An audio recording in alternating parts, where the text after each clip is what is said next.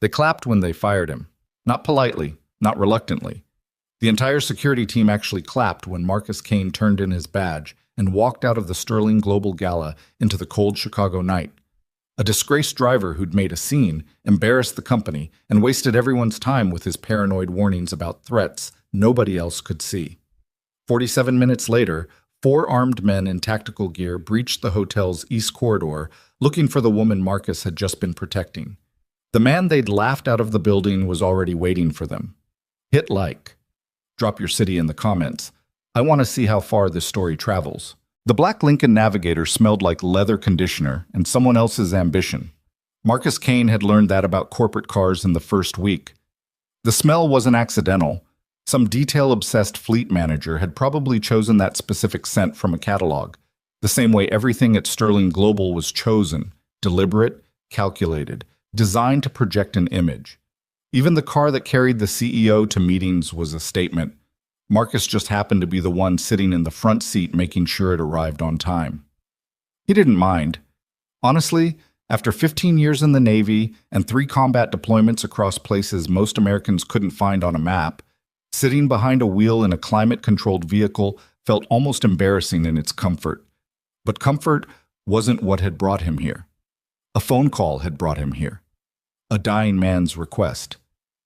And Marcus Kane had never been good at saying no to the people he respected. He checked the rearview mirror out of habit. Not to look at Sophia Sterling, though she was back there, head bent over her tablet, reading something with the focused intensity she brought to everything. He checked it the same way he checked every mirror, every reflective surface, every sightline he passed, automatically, the way breathing was automatic.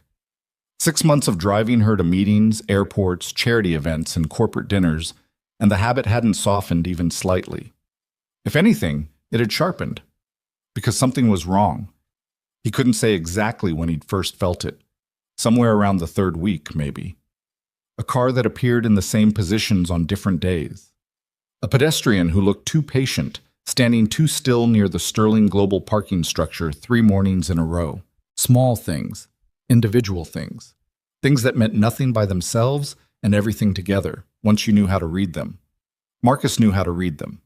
His daughter Emma thought he was a driver.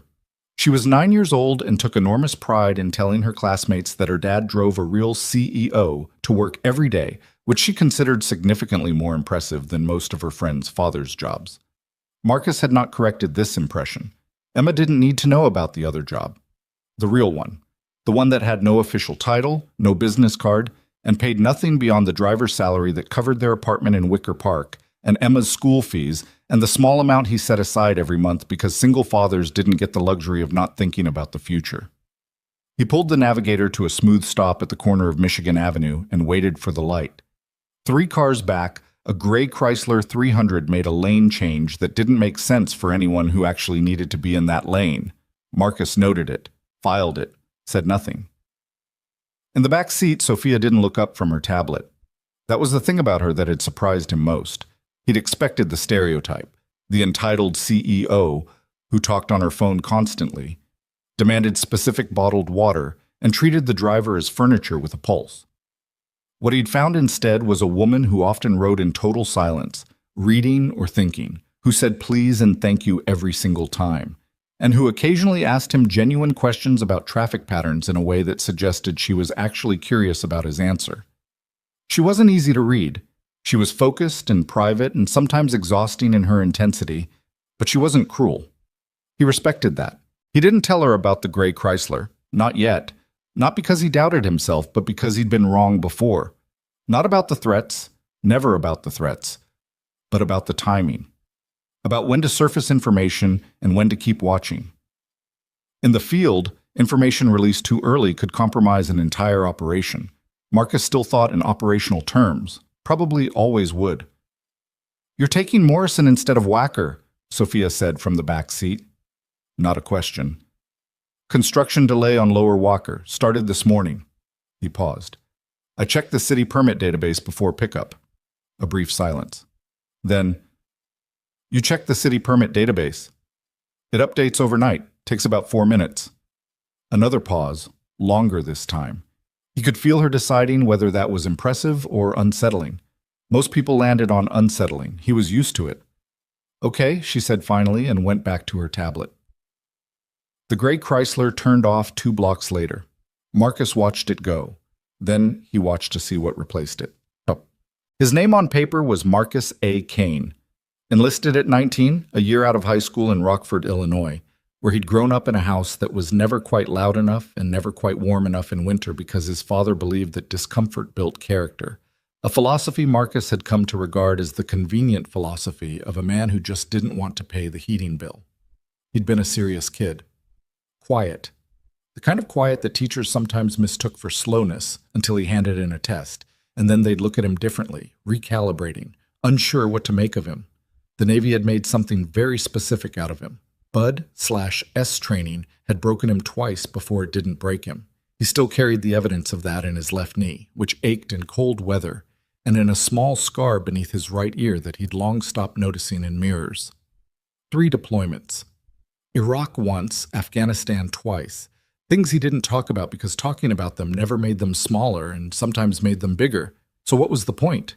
He'd come home each time to a world that felt slightly out of phase with itself, like a television with the audio half a second behind the picture. He'd learned to live inside that gap. Most veterans did, one way or another. Elena had left when Emma was 4. Not cruelly, not with drama. She'd simply sat down across from him at their kitchen table one evening, set her coffee cup down carefully, and told him that she loved him, but she couldn't live with someone who was always watching the exits. He'd understood. He'd even agreed with her, which was maybe the saddest part of the whole conversation, that he could see himself clearly enough to understand why someone would leave and still be unable to change the thing that drove them away. He had Emma on full custody after that. Elena moved to Seattle and called every Sunday and loved Emma in the consistent, reliable way that people who've accepted their own limitations sometimes manage to love. Marcus didn't hold it against her. You couldn't hold it against someone for being honest about what they could carry. So it was him and Emma in the Wicker Park apartment, with its 2 thin walls and the neighbor who played guitar badly on Thursday nights, and the good natural light in the morning that Emma loved. He made her breakfast every day before school, scrambled eggs mostly, because that's what she requested, with a specific ratio of cheese to egg that she'd communicated to him in writing at age 7, presenting a hand-drawn chart as if making a formal proposal, which he supposed she was. He kept the chart on the refrigerator. Still there. The driving job at Sterling Global had come through a man named Walter Prentice, which was not a name Marcus had been given directly. He'd received a phone call from a lawyer, a careful, measured voice, identifying himself only as representing the interests of a party who wished to remain unnamed, offering him a position as a corporate driver at a salary that was frankly insulting for his skill set and experience, along with a separate arrangement that was considerably less insulting and paid in a manner that didn't appear on any conventional payroll. The separate arrangement was simple. Watch Sophia Sterling, protect her, report anything that seemed off, and do all of it without ever revealing to anyone, including Sophia herself, that he was anything more than a driver. The man who made this arrangement cared very much about her safety, the lawyer had said. He can no longer ensure it himself. He's asking you to do what he can no longer do. Who is he? Marcus had asked. A pause. Someone who served. Someone who knew your record. He'd taken the job. He told Emma he was going to be a driver for a while because he needed something steadier, and she'd accepted this without question because 9-year-olds generally accept what their parents tell them when the delivery is confident. He'd started the following Monday, put on the black suit that made him feel like he was attending a funeral for a previous version of himself, and shown up at Sterling Global's parking structure at 5:45 in the morning. That had been 6 months ago. In those 6 months, Marcus had learned the geography of Sophia Sterling's life with the same methodical completeness he'd once applied to learning foreign terrain. He knew which routes she preferred and which she didn't know she preferred. He knew that she worked better on Tuesdays than Mondays, that she drank her coffee too hot and always regretted it, that she had a habit of going very still when she was making an important decision, so still that it looked almost like she'd stopped breathing for a moment. He knew that she was harder on herself than anyone else in her company could ever be, and that she carried her father's death, 18 months ago, cancer, fast and brutal, like a stone she'd agreed to hold temporarily, and kept forgetting to put down.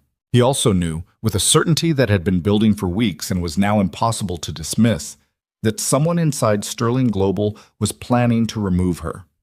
Not fire her, not force her out through boardroom politics. Remove her. Physically. Long enough for something to happen to the company in her absence.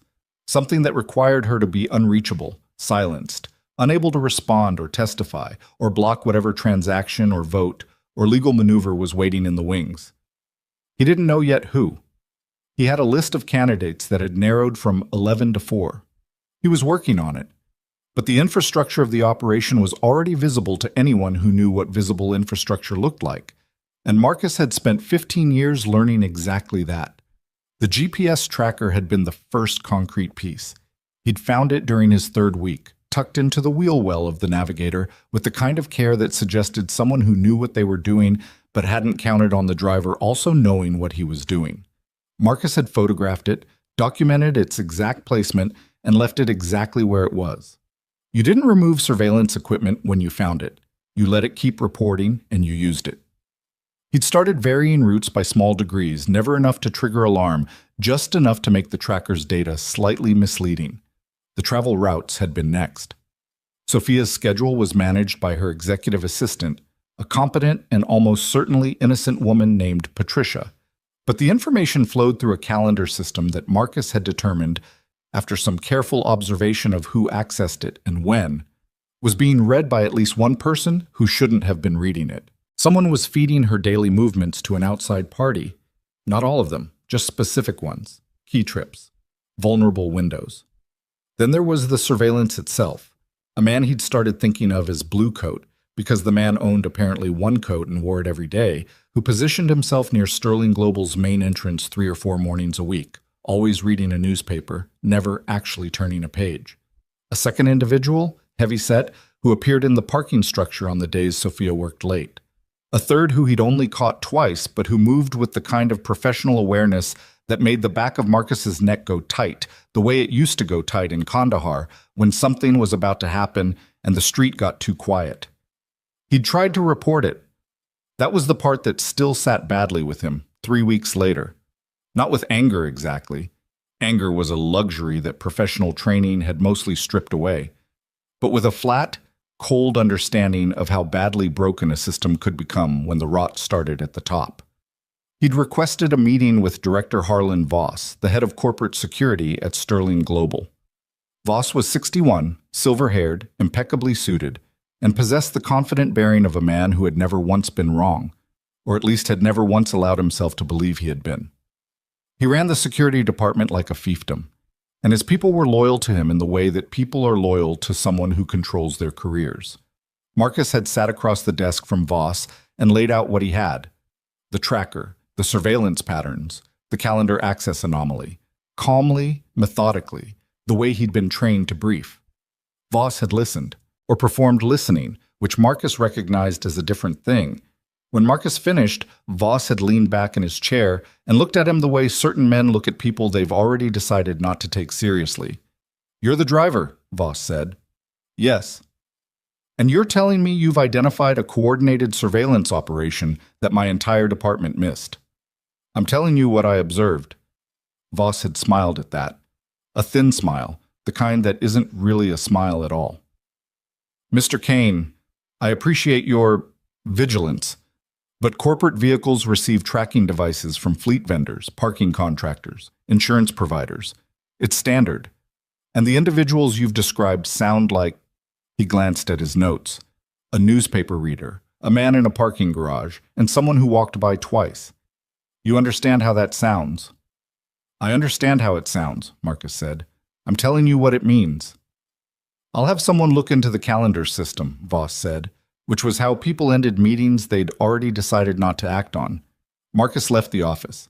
He'd known before walking in that there was roughly a 50% chance Voss was compromised, and a 50% chance he was simply a man who had confused self-confidence with competence.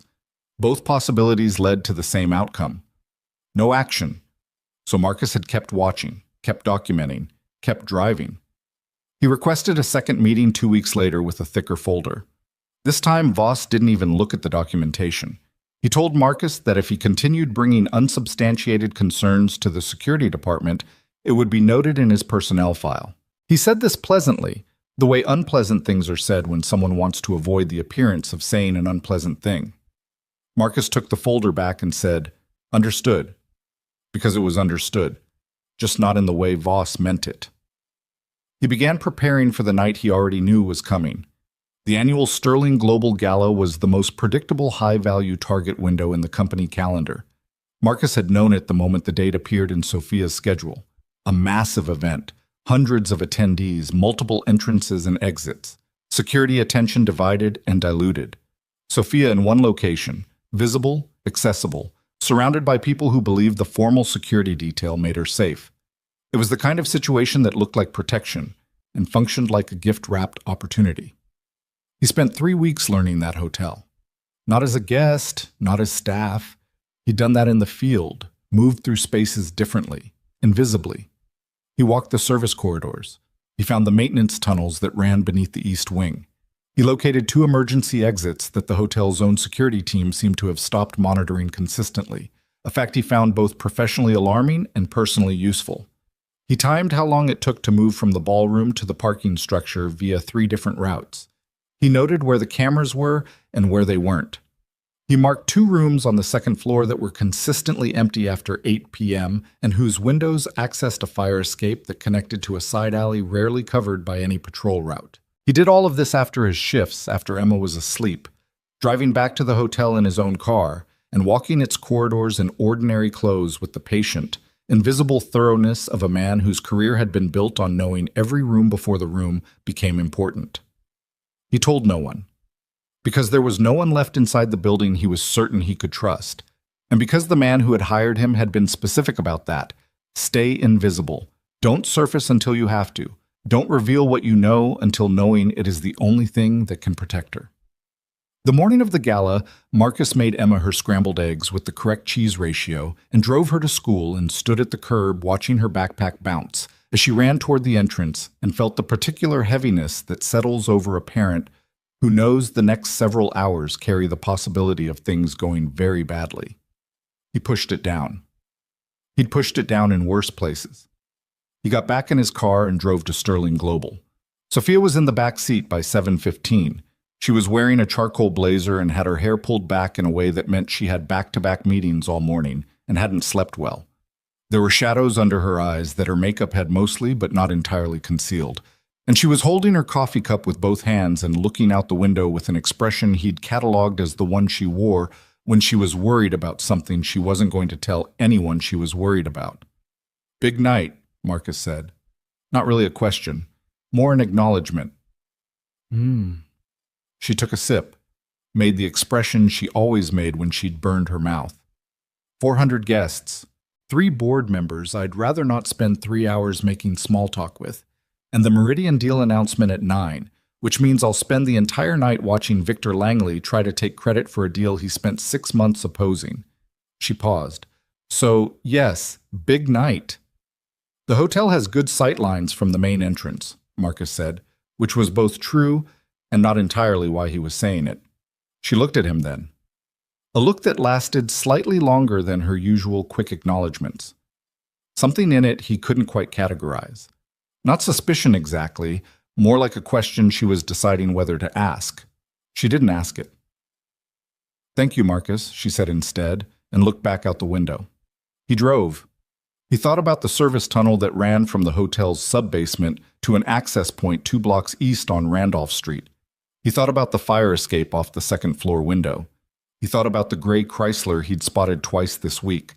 Different plates both times, but same slight dent in the rear passenger door, same driver, same deliberate patience.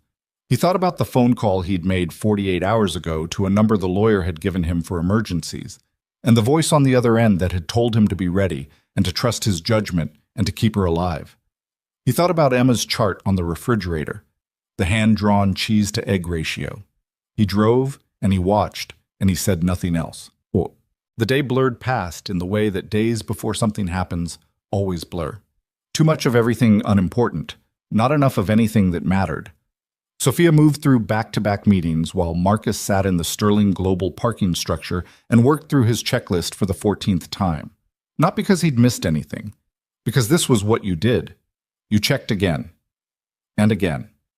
And when you were done checking, you checked once more, because the mission that killed people was always the one where someone decided they'd checked enough.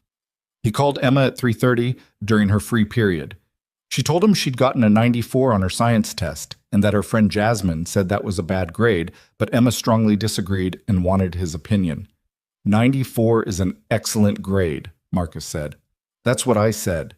Jasmine's wrong. I know. I just wanted you to say it too. A pause. Are you working tonight? Until late, yeah. Okay. Another pause, shorter. Be careful, Dad. She said it lightly, the way kids say things they mean seriously. He understood. Always, he said. Tell Mrs. Rodriguez I'll pick you up by 8. He hung up and sat in the car for a long moment with his hand still resting on the phone.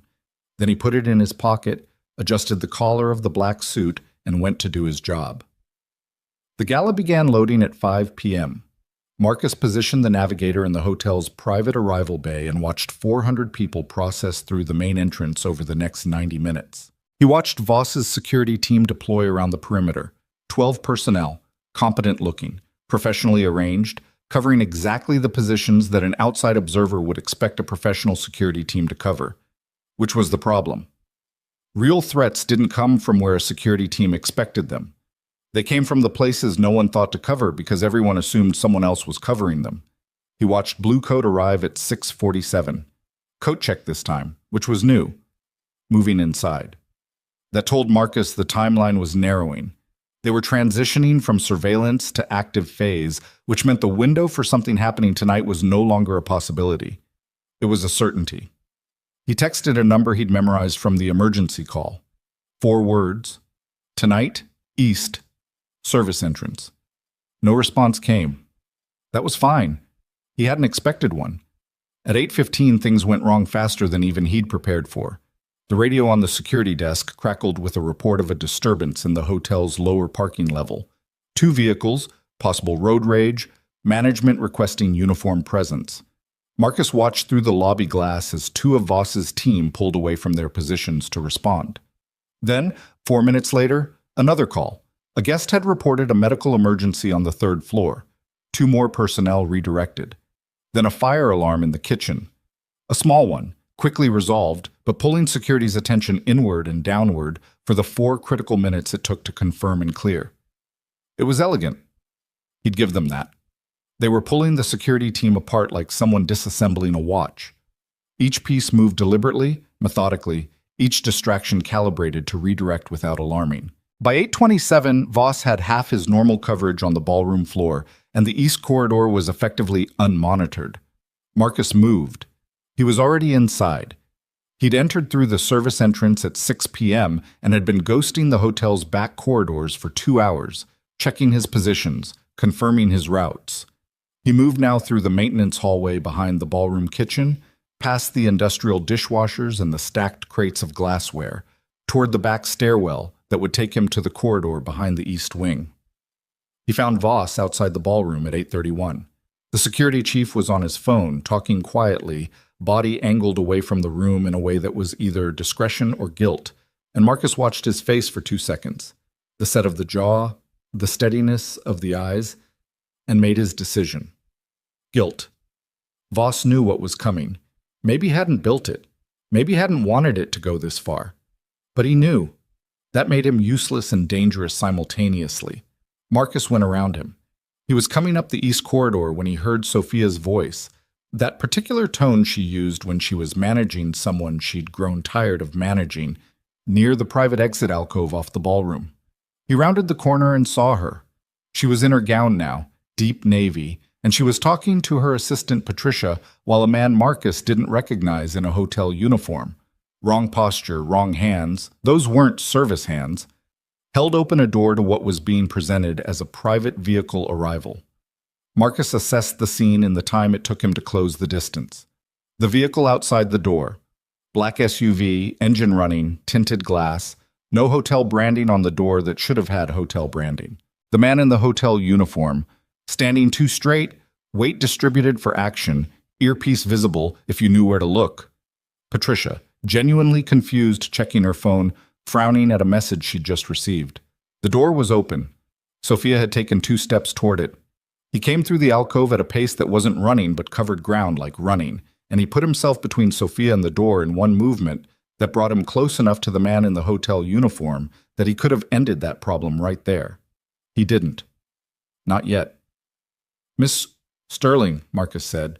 His voice was level, completely level. He'd practiced that.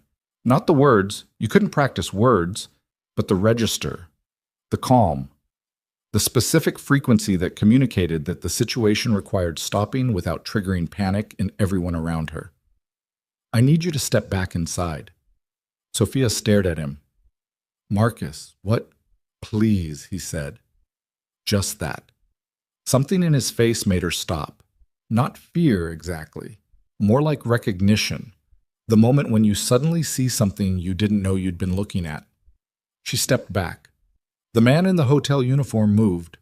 Marcus was ready for it, had been ready for it since he came around the corner. The man was trained, not at the level Marcus had been trained, but trained and committed and fast. He came in low and hard with the confidence of someone who expected to overwhelm a driver. Marcus sidestepped, controlled the momentum, used the man's own forward motion against him in a way that put him face first into the alcove wall before he'd completed his first thought. It was fast and brutal and quiet, which was the only way Marcus had ever learned to do it. The SUV outside revved, moving.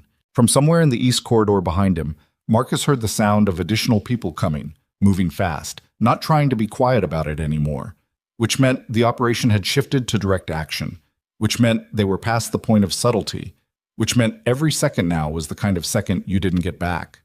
He turned to Sophia. She was staring at the man on the floor with an expression he didn't have time to read. "I need you to do exactly what I say," Marcus said. "Right now." She looked at him. "Who are you?" It was, he thought, exactly the right question, and the worst possible time to be asked it. "Someone your father trusted," he said. "That's going to have to be enough for the next 10 minutes. She held his gaze for 1 second. 2. Somewhere behind them, the sound of running feet hit the hallway floor. "Okay," Sophia Sterling said. And they ran. The maintenance corridor was narrow and lit with the kind of functional fluorescent lighting that made everyone look slightly ill. Marcus took her through it at a pace she matched without complaint. She had the sense not to ask questions while moving, which he appreciated more than he could have said. He took 3 turns, bypassed a junction that would have taken them toward the loading dock and into exactly the kind of open space he didn't want, and brought them through a metal door marked Utility Access, authorized personnel only, that opened with a keycard he'd duplicated during his reconnaissance visits. Behind them, the hotel was coming apart in controlled chaos. He could hear it even through the walls, raised voices, radio calls, the specific quality of sound that a large secure space makes when it stops being secure. "There are people after us," Sophia said, stating it, not asking. Her voice was even. That surprised him. "Yes." "From the company?" He glanced at her as they moved. "Some of them." She was quiet for 3 steps. Then, "Voss?" He didn't answer, which was an answer. She made a sound that wasn't quite a word, something that carried 6 months of misplaced trust in it, compressed into a single exhaled breath. Then she squared her shoulders and kept running. The service tunnel was exactly where he'd mapped it. Cold, concrete, smelling of standing water and old machinery, lit by bare bulbs strung along one wall. Marcus moved through it with the certainty of someone who had walked it in his mind 100 times before walking it in his body. Sophia stayed half a step behind him, close but not crowding him, adapting her pace to his without being told to. At the end of the tunnel, a metal ladder led up to a maintenance grate on a sidewalk 2 blocks east of the hotel. Marcus went up first, checked the alley above. Clear, a food truck closing up for the night half a block away, a couple walking their dog in the opposite direction, and reached down for her hand. She took it. They came up out of the ground 2 blocks from the hotel where 400 people were still eating canapes and making small talk, unaware that the company's future had just nearly been stolen from under them in a side corridor. Marcus had a car parked on Randolph, a plain gray Civic he'd registered under a name that wasn't his own 3 weeks ago, using a process the lawyer had helped him arrange. He'd told himself at the time it was excessive preparation. Standing next to Sophia Sterling on a dark sidewalk in Chicago, with the sound of distant sirens starting to filter through the city noise, he had revised that assessment. She got in the passenger seat without being asked. He started the car. "Where are we going?" she asked. "Somewhere safe," he said. "I need to show you some things." "What kind of things?" He pulled out of the parking spot, checked his mirrors, clean, clear, no headlights that looked deliberate, and merged onto Randolph heading west. "Everything," he said. Sophia Sterling looked out the window at the city going past, and he watched her reflection in the glass. The set of her jaw, the steadiness in her eyes even now, the grief that she kept always slightly below the surface since her father died. He thought about what he was about to tell her, about her father, about the last request a dying man had made to a former soldier who'd never learned to leave anyone behind. He thought about Emma's chart on the refrigerator. He drove west through Chicago at 9 p.m., through the lit corridors of a city that had no idea what had just happened inside that hotel, carrying a woman who was about to learn that the person she'd most underestimated had been the only one, from the very beginning, who was actually on her side. The gray Civic's heater kicked on. The city lights slid past the windows. Marcus Kane drove, and he said nothing more, and he let the silence hold everything that words couldn't carry yet. The safe house wasn't a house. It was a second-floor apartment above a dry-cleaning shop on West Fulton Market that smelled like solvent and old radiator heat, and the lock on the front door required 2 keys in a specific sequence that Marcus had practiced until his hands could do it in the dark. Which, tonight, they did. Because the stairwell light had burned out sometime in the last 48 hours, and he hadn't anticipated needing to replace it. A small failure of preparation that annoyed him more than it should have given everything else happening simultaneously. Sophia said nothing while he worked the lock.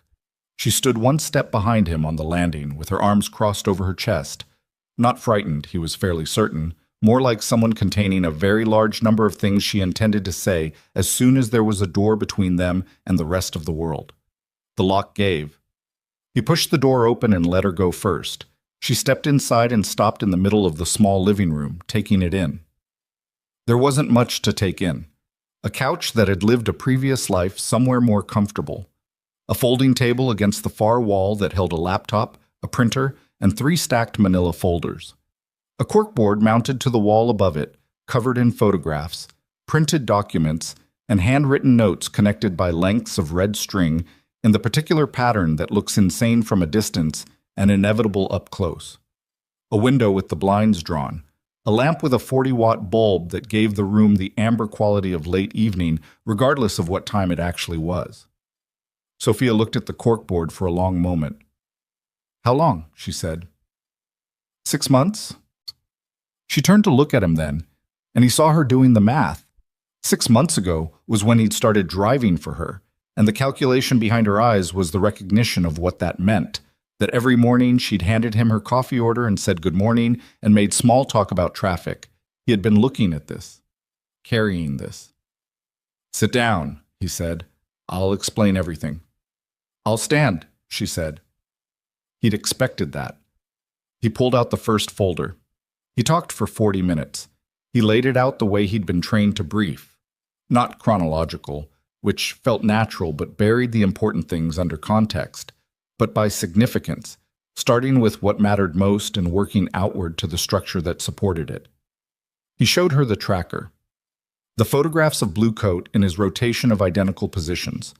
The printed calendar access logs he'd pulled from a copy of the server data he wasn't supposed to have access to and had anyway, through a contact whose name he didn't provide and whose methods he didn't explain. The shell company documentation. The financial trail that led from 3 specific accounts held under subsidiary names to a holding company registered in Delaware with no visible operational purpose other than to receive money and redirect it in smaller increments to places that were harder to follow. Sophia took each document when he offered it and read it properly, which he hadn't been entirely sure she'd do. Some people, when presented with evidence of something they don't want to believe, skim it and hand it back, which is a way of engaging without engaging. She read it all the way through, set it on the table with her right hand flat on top of it, like she was pressing it into reality. "Victor Langley," she said. His name came out flat, like something she'd bitten down on. "He's the center of it," Marcus said, "but he's not alone. There are 2 board members involved, Reeves and Park, and at least one person in legal who's been reviewing the Meridian deal documents in ways that don't match their assigned role." "Reeves and Park," she repeated. Something moved across her face. "I had drinks with Claire Park 3 weeks ago. She told me she was worried about the company's direction, that she thought I was moving too fast with the expansion." She put the document down. "I thought she was being honest with me." "She was giving you cover," Marcus said, creating a narrative that she'd expressed concerns internally, so when the board moved against you, it would look like a principled disagreement instead of what it actually is. Sophia was quiet for a moment. In the amber light of the apartment, with her gown incongruously formal against the bare walls, she looked simultaneously more and less like the person he'd been watching for 6 months, less like the CEO, more like someone who was 48 hours from a decision that couldn't be unmade. "They were going to take me," she said. It wasn't a question anymore. "Tonight. Long enough for an emergency board session to convene," Marcus said. "You'd be unreachable, possibly abroad. They'd manufacture travel records. The board would vote on emergency executive succession under the company charter's crisis clause, which Langley has been quietly amending through legal for the past 4 months. By the time you resurfaced, the vote would be final, and contested succession proceedings would take 2 years minimum." He paused. "They didn't need you gone permanently. They just needed you gone long enough." Sophia put both hands flat on the table and looked down at the surface between them. Her hair had come partly loose in the running and the tunnel, and she hadn't fixed it, and there was a small tear at the hem of her gown from the maintenance corridor that she either hadn't noticed or had decided not to think about. She was 30 years old and her company was being stolen from inside, and the man she'd trusted to protect her had been the architect of the theft. "Voss knew," she said.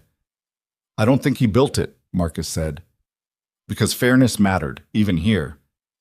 But yes, he knew. They needed someone inside security to manage the coverage gaps tonight. The medical emergency, the parking dispute, the kitchen alarm. Those were all his. His personnel. His authorizations. I promoted him." The words came out very quiet. 18 months ago, after my father died, the first major decision I made was promoting Harlan Voss to director, because he'd been there for 12 years and my father trusted him, and I thought continuity meant stability. She stopped, started again. I thought experience meant trustworthy. Marcus didn't say anything. Sometimes the right response to someone figuring out a painful truth was silence. She stayed that way for almost a full minute, looking at the table. Then she straightened, rolled her shoulders back, looked at him directly. "Who are you?" she said. "Actually," he told her. "Not everything. There were parts of his service record that weren't his to share, and parts of the private arrangement he'd been hired under that required the lawyer's disclosure, not his. But the essentials: his name, his background, his years of service, his life in the Wicker Park apartment with Emma and the badly playing guitar neighbor, and the chart on the refrigerator. He told her about the phone call from the lawyer and the offer he'd accepted and what he'd been asked to do and why. She listened. Her expression shifted through several things he couldn't fully name. Surprise, which was expected. Something more complicated, which wasn't. "The lawyer," she said when he finished. "Representing a party who wished to remain unnamed." "Yes." "Was it my father?" The question was in the room before he'd finished deciding how to answer it. He looked at her. The set of her jaw, the controlled evenness she was maintaining over something that was clearly costing her, and made a call. "I don't know for certain," he said. "I was never given a name, but the timing, the knowledge of your father's concerns about the company, the specific instruction to keep you safe from inside." He stopped. "I think you probably already know the answer." She pressed her lips together for a moment, nodded once, looked away. James Sterling had built the company from a regional logistics firm into a global operation over 30 years, through a combination of intelligence and stubbornness and the specific kind of loyalty to his employees that made people work for someone not just because of compensation, but because of genuine belief. He'd been sick for 8 months before he died.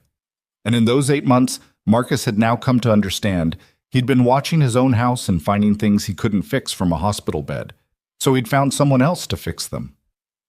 Sophia put a hand over her eyes for a moment, just a moment. Then she took it away and looked back at Marcus with the careful evenness of someone who had decided this particular grief belonged to a different hour. "Okay," she said. "What do we do now?" He'd been waiting for that question. Not impatiently. He understood she'd needed to move through everything that came before it, but with the readiness of someone who'd had the answer prepared for weeks. "We go back," he said. She stared at him. "Back where?" "The company. The board meeting they're going to call." He looked at her steadily. "You're not missing. You're not abroad. You're not incapacitated. The entire operation tonight depended on them having you. They don't have you, which means the window they built is closing right now, and when it closes, they have a choice. They abort everything, which means the evidence trail goes cold, and they walk away clean. Or they panic. Panicking people make mistakes." He paused. "We need them to panic." Sophia looked at him for a long moment. "You want to walk back into that building. Not the hotel, the company headquarters, tomorrow morning before they've had time to regroup." He picked up the second folder. "I have recorded conversations, not clean ones. They were obtained in ways that wouldn't survive a courtroom on their own. But combined with the financial records and the access logs and the physical evidence from tonight, including the man in the fake hotel uniform, who is currently being handled by people I contacted 2 days ago." "What people?" "People from outside the company," he said. "I called them on Wednesday. They've been waiting." He didn't explain further, and she didn't push. "The point is, we have enough. We have enough to put it in front of the right people in the right sequence and end this. But it has to happen fast. Before they get lawyers assembled and stories coordinated and gaps in the evidence filled with plausible alternatives." Sophia was looking at the corkboard. All those threads, all those photographs. 6 months of invisible work she'd been driving past every morning without knowing it existed. "You've been doing this alone," she said. Not accusatory, more like she was reading a fact off a page. "Yes." "The whole time?" "Yes." She was quiet for a beat. "Did you ever think about just—" She stopped, started again. "There must have been a point where it would have been easier to quit. Take Emma and just—" "No," he said, simply, no elaboration. She looked at him. He didn't look away. "No," she said finally. "I guess there wasn't." Outside, somewhere below, a car went past slowly. Marcus tracked it by sound without moving. Speed, direction, whether it stopped.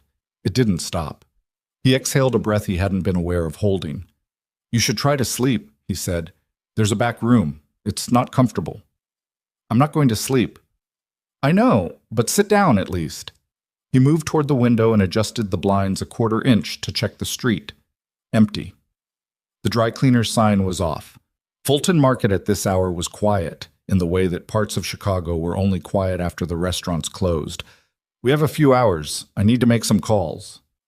She didn't argue. She crossed to the couch and sat down and pulled her knees up in a posture that was completely at odds with the formal gown, and that made her look suddenly younger, more like the person she might have been before 30 years of her father's legacy settled on her shoulders. "Marcus," she said. He looked at her. "The man in the corridor. The one who came at us." She held his gaze. "You could have—" "He'll be fine," Marcus said.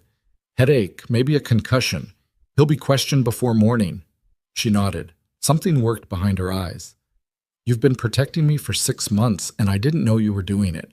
I thought you were a driver," he said. "I was going to say, I thought you were quiet because you were reserved, not because you were—" She gestured at the corkboard. "All of it." "I am reserved," Marcus said. She almost smiled. It wasn't quite a smile, but it was the ghost of one, and under the circumstances he counted it. He took out his phone and moved toward the back of the apartment where the signal was better and the window faced an alley rather than the street. He had 4 calls to make. The first 2 were short, check-ins, confirmations, the brief coded language of people who've prepared a contingency and are now activating it. The third call was to a federal contact whose name he'd been given in an envelope, along with a phone number, and the instruction to use it only when the evidence was solid enough to be worth the call. Marcus had decided 2 days ago that it was solid enough. He'd been waiting for tonight to confirm it. The fourth call was to Mrs. Rodriguez, Emma's overnight sitter, to let her know he'd be later than expected and to please make sure Emma ate breakfast before school, and not just cereal, actual breakfast, because Emma would negotiate down to cereal if given any opening at all. "She's fine," Mrs. Rodriguez said. "Asleep already. She said to tell you she got a 94. "I know," Marcus said. "Tell her I'm proud of her." He hung up and stood in the dark back room for a moment with the phone in his hand, listening to the sounds of the apartment. Sophia on the other side of the wall, the occasional car outside, the building's old heating system working at something in its pipes. Normal sounds. Ordinary sounds. The kind of sounds that existed on the far side of every operation he'd ever run. The world continuing at its normal pace while the thing that needed doing got done. He went back out. Sophia had taken off her shoes and was sitting cross-legged on the couch with the third folder open on her knees, reading by the lamp's amber light. She looked up when he came back in. "The Delaware Holding Company," she said. "The account number's at the bottom of page 4. Those matched transfers I was shown last month as part of a vendor restructuring proposal. I signed off on the restructuring." He sat down in the chair across from her. "I know." "You knew I'd signed off on it." "Yes. And you didn't tell me." "I didn't have proof yet of where the money was actually going. I needed the full chain before I said anything." He met her eyes. "I'm sorry. I know that's inadequate." She looked at him for a moment, then back at the folder.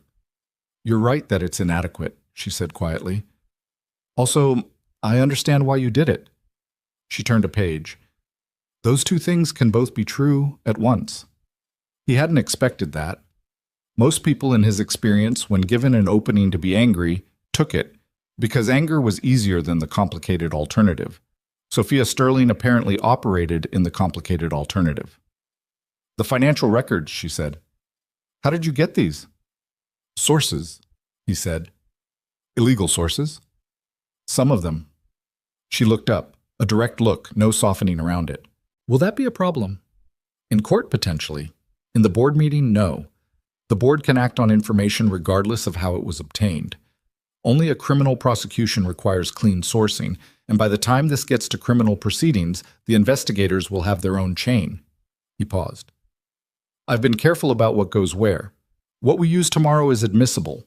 What I hand to the federal contact tonight gets used differently." She absorbed this. He watched her processing it the way she processed everything, fully, without flinching. "You've thought about this in layers," she said. "Force of habit. Where did you serve?" The question came sideways, without announcement, the way genuine questions usually do. He looked at her. "Iraq, Afghanistan, 2 tours. When did you get out?" 4 years ago." "Why?" He was quiet for a moment, not because he didn't know the answer, but because the answer was personal in a way that very few things still were. "My wife left. Emma needed a parent who came home." He paused. "That's the short version."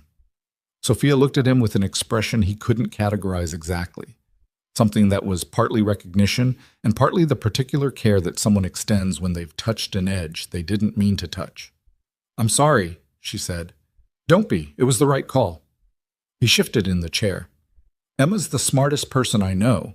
She made a chart at age 7 about cheese ratios." Sophia blinked. "Cheese ratios?" "Egg-to-cheese ratio. For scrambled eggs, specific percentages, presented it formally. I still have it on the refrigerator." He said it without expression, which was the only way to say things that mattered without making them sound like they mattered too much. Sophia looked at him for a long moment. Then, quietly, genuinely, "She sounds remarkable." "She is," he said. They sat in the amber light for a while after that, not talking. Outside, Chicago moved through its nighttime rhythms, and somewhere across town, the Sterling Global Gala was probably winding down. The caterers clearing tables, the guests departing with their gift bags and their small talk still warm in their mouths, none of them knowing that the event had been 2 corridors away from something that couldn't have been undone. Harlan Voss was somewhere in that hotel, or on his way out of it, recalibrating. Victor Langley was somewhere making phone calls, adjusting, trying to understand why his vehicle had arrived at the east exit and left empty. Marcus thought about the moment Langley figured out the operation had failed, the anger that would follow, then the calculation, then the fear, which was the most dangerous part. Not the anger, never the anger, but the fear, because fear made people do things that weren't in anyone's original plan. He needed to move before the fear became action. "Try to rest," he said again. 2 hours, even just lying down. "You're not going to rest." "No." "So why should I?" "Because tomorrow requires you sharp and I can operate on less sleep than you're currently imagining." She looked like she wanted to argue that. Instead, she pulled a throw blanket from the arm of the couch. He'd put it there 2 weeks ago during a prep visit, and she didn't know that. Didn't know how many small things in this room were there because of her. And lay down without ceremony, still in the formal gown, shoes still off, the folder set aside but within reach. "Marcus," she said to the ceiling. "Yeah, what would have happened if you hadn't been there tonight?" He considered giving her the sanitized version. He didn't. The vehicle they had waiting was going to take you to a private airfield in Gary. From there, destination unclear but likely somewhere without a favorable extradition relationship with the U.S. You'd have been held until the board vote finalized. After that, he stopped. The people behind this needed you gone, not gone forever. Probably. But the people they hired to make it happen, he stopped again. The ceiling seemed to hold her attention for a moment. "Probably," she repeated. "Yes." "Okay," she said, and nothing more. He turned the lamp off and sat in the dark with his eyes adjusted to the ambient light coming through the blind's edges, and he watched the door and the window and the patterns of light and shadow on the wall that told him things about what was happening outside, and he let her have the quiet. He didn't sleep. He hadn't expected to. Around 2 in the morning, the radiator knocked loudly enough to startle anyone who wasn't already awake. Marcus looked toward the couch. Sophia's breathing had slowed and steadied an hour ago. She was asleep, which he was grateful for, and she was still in the formal gown with the throw blanket pulled up to her shoulders, and there was a quality to the sight that made him think about what it meant to carry something too large for too long and finally set it down for even a couple of hours. He turned back to the window, made his 5th call of the night, confirmed the morning timeline, verified that the man from the hotel corridor was in custody and talking, which the contact said he was, reluctantly and incompletely, but talking, which was enough. Confirmed that the financial transfer records had been received and were being reviewed. He hung up and sat in the dark and thought about his daughter. He thought about the way Emma had said, "Be careful," Dad on the phone today with that particular lightness that covered something heavier. The way she understood, at 9, that there were things about her father's job that she wasn't supposed to ask about directly, and had developed instead this sideways vocabulary for worry. The careful emphasis, the extra pause, the okay that meant, "I trust you, but please come back." He would come back. He intended to come back. He'd run enough operations to know that intention and outcome weren't the same thing, but he also knew that the odds tonight had shifted significantly in the right direction, and that by this time tomorrow either this was over or it had gotten complicated in ways he couldn't yet predict. And either way, Emma would have her father at the breakfast table making eggs with the correct cheese ratio. At 4:30 a.m., he woke Sophia with a hand on her shoulder and a cup of terrible instant coffee that was all he had in the apartment.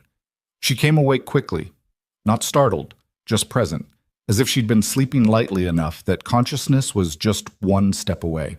She sat up, took the coffee, and looked at him with clear eyes that said she was already past the sleep and into whatever came next. "Time?" she said. 4:30. She drank the coffee, made no comment about its quality. "What do we do first?" "First, I need to make you look less like you just ran through a maintenance tunnel in a gown." He'd thought of this too. There was a bag in the back room that held clothes in her approximate size. Conservative, appropriate for a business meeting, the kind of thing that said executive, not escapee. He'd bought them 3 weeks ago during one of the prep visits, standing in a department store feeling like an idiot and doing it anyway because an idiot with a contingency plan was better than a competent person without one. And then I'm going to explain exactly how we walk back into that building. Every step, every word you say, and when you say it. Sophia lowered the coffee cup, looked at him steadily. And if it goes wrong? I have contingencies. Of course you do. She stood up, straightened her back, pushed her hair out of her face. The gown was wrinkled, and the small tear at the hem was still there, and none of that touched her bearing at all, which he'd observed before but found himself noting again. She was not an easy person to knock down. Show me the clothes. He brought the bag. She disappeared into the back room. He heard the quiet sounds of someone changing, and he turned back to the corkboard and reviewed the pieces one final time, the same way he'd reviewed every mission brief in the 20 minutes before it went live. Not looking for new information, but confirming the existing architecture, making sure every connection held, every sequence was right, every contingency was where he'd put it. When she came back out, she was wearing dark slacks and a charcoal blouse, and her hair was pulled back with an elastic she'd found somewhere. She looked like the CEO. She looked like someone who had decided not to be rattled by the night she'd just had, which wasn't the same as not being rattled, but which was, Marcus had always believed, the more meaningful choice. She looked at the corkboard one last time. All those threads. 6 months of her life laid out in red string and photographs. He really did send you, she said quietly. Not asking, just holding the fact. Marcus didn't answer. He picked up the folders, closed the laptop, and looked at her. You ready? Sophia Sterling straightened the collar of the borrowed blouse, picked up her shoes from beside the couch, looked at him with something in her eyes that wasn't quite certainty and wasn't quite fear, and was maybe the space between them where real decisions lived. Yeah, she said. Let's go take my company back. The lock on the apartment door required the same sequence on the way out as it did on the way in. Marcus worked it in the dark. Behind him, Sophia waited without impatience. Below, on West Fulton Market, the city was beginning its 4:30 shift. Delivery trucks, early kitchen staff, the particular blue quality of Chicago pre-dawn that belonged to neither night nor morning, but to the thin hour between them. They went down the stairs together, two people with a folder of evidence and a plan, and no real guarantee that any of it would hold. Stepping out into the cold air of a city that had no idea what was about to happen inside one of its largest corporations. Marcus checked the street. Clear. He nodded. They moved. The drive to Sterling Global Headquarters took 19 minutes at that hour, through streets that belonged to delivery drivers and hospital workers, and the particular category of person who chooses the 4:30 shift because the world is quieter then, and quiet has its own value.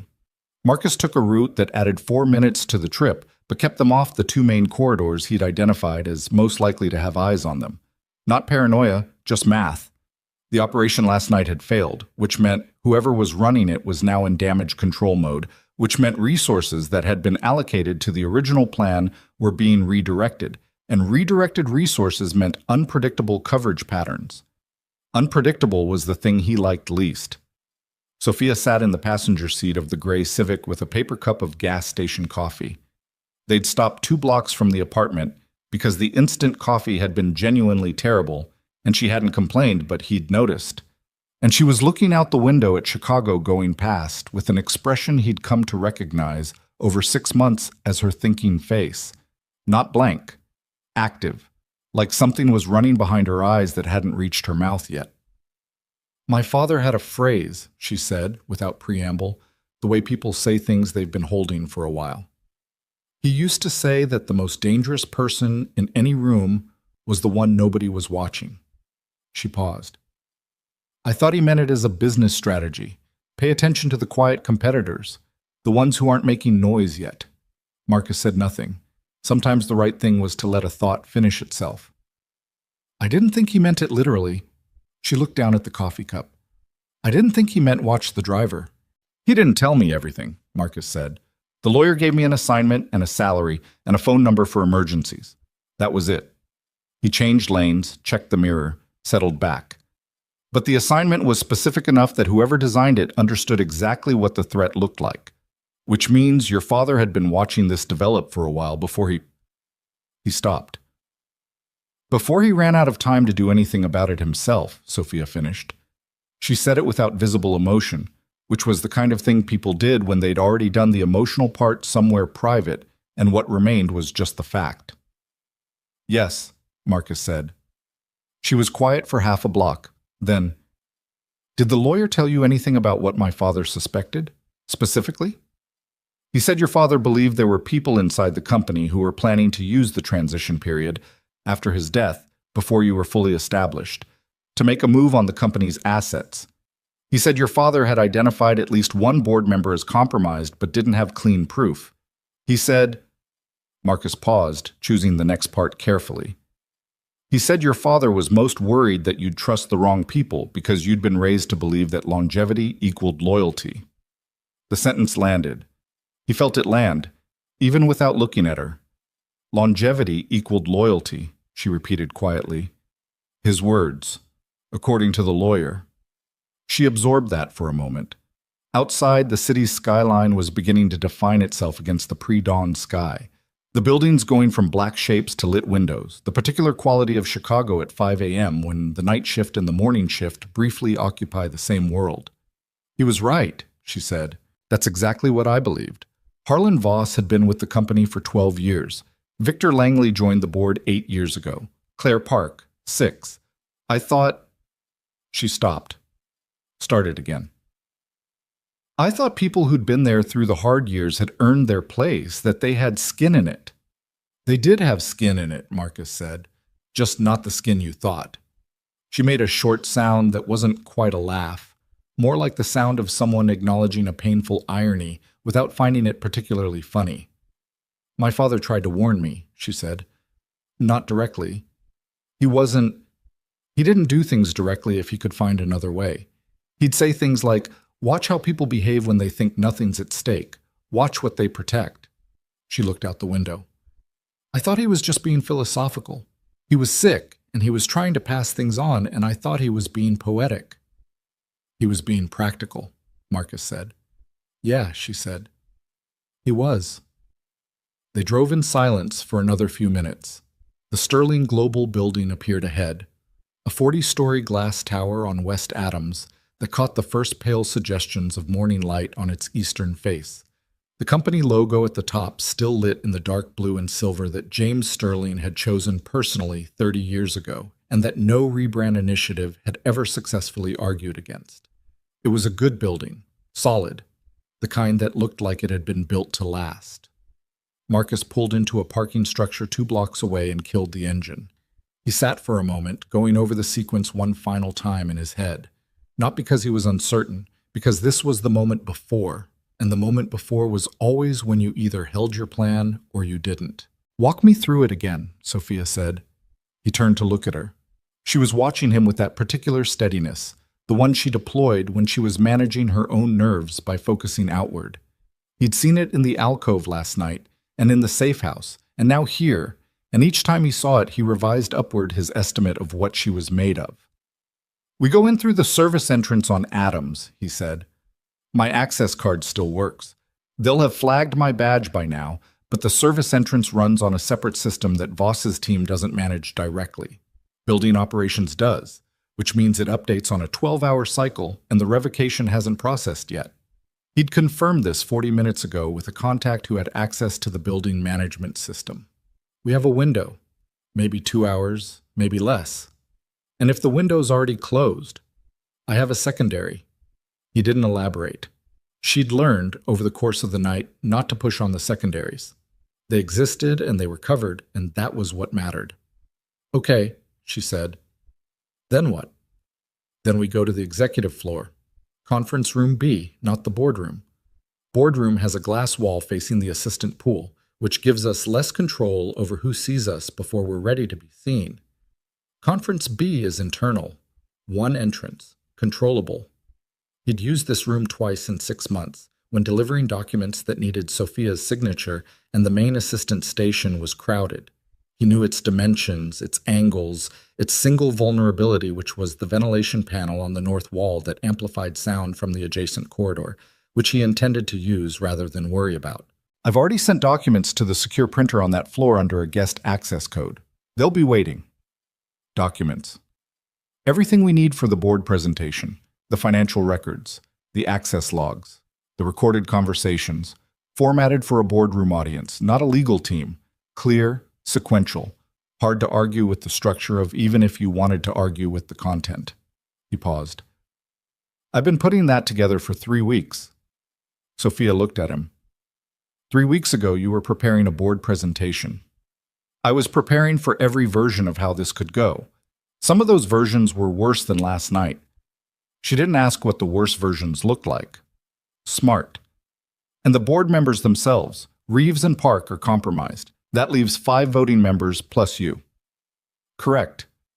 Of those 5, I believe 3 are clean: Okafor, Hendricks, and Morrison. The other 2, Whitfield and Chen, I don't have evidence of direct involvement, but their behavior in recent board sessions has been, he considered his word choice, passive in ways that look like they might be waiting to see which way the wind blows. Whitfield and Chen will follow the evidence if it's presented clearly, Sophia said immediately.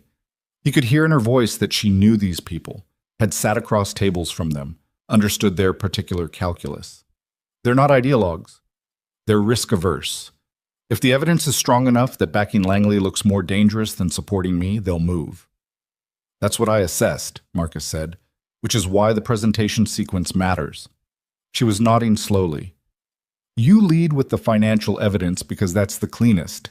Numbers don't have allegiances. Then the access logs, which put specific people in contact with specific information at specific times. Then the recordings. Yes, and then the physical evidence from last night. The tracker, the hotel operation, the man in the uniform who is currently in federal custody and has agreed to provide a statement in exchange for cooperation consideration. Sophia went still. Federal custody. The contact I called Wednesday night was with the FBI's Financial Crimes Division. I sent them a preliminary evidence package 48 hours ago. They've been sitting on it, waiting for a triggering event significant enough to justify moving. He met her eyes. Last night was the triggering event. She was quiet for a moment, processing.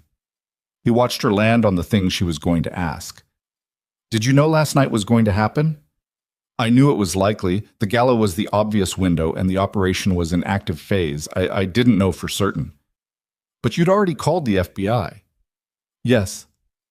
Because you were preparing for the version where it happened. Yes.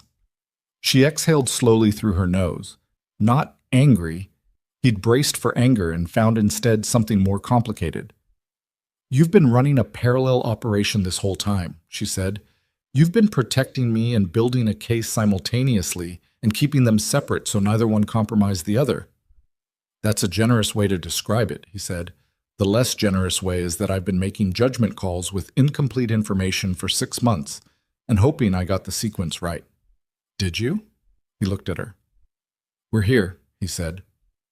The sequence is right. She looked out the windshield at the parking structure's gray concrete wall and the faint light coming from the Adams Street entrance.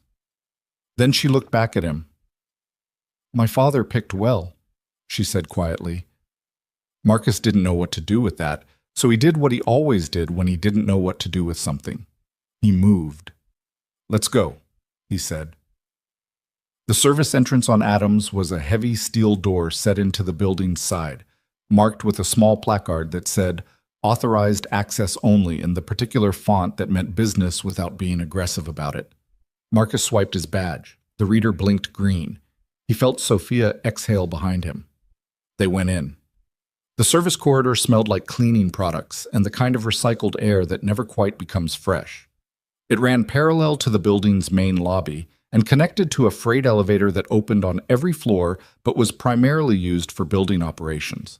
Marcus had ridden it 6 times in his pre-op.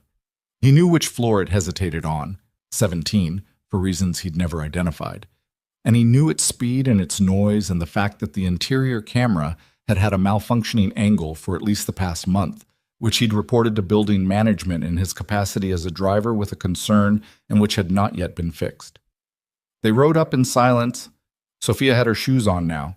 She'd put them on in the car, the formal gown night heels, because the borrowed flats he'd included in the prep bag were half a size too large, and she'd determined that heels were preferable to footwear that might cause her to trip at an operationally significant moment, which was a calculation Marcus respected.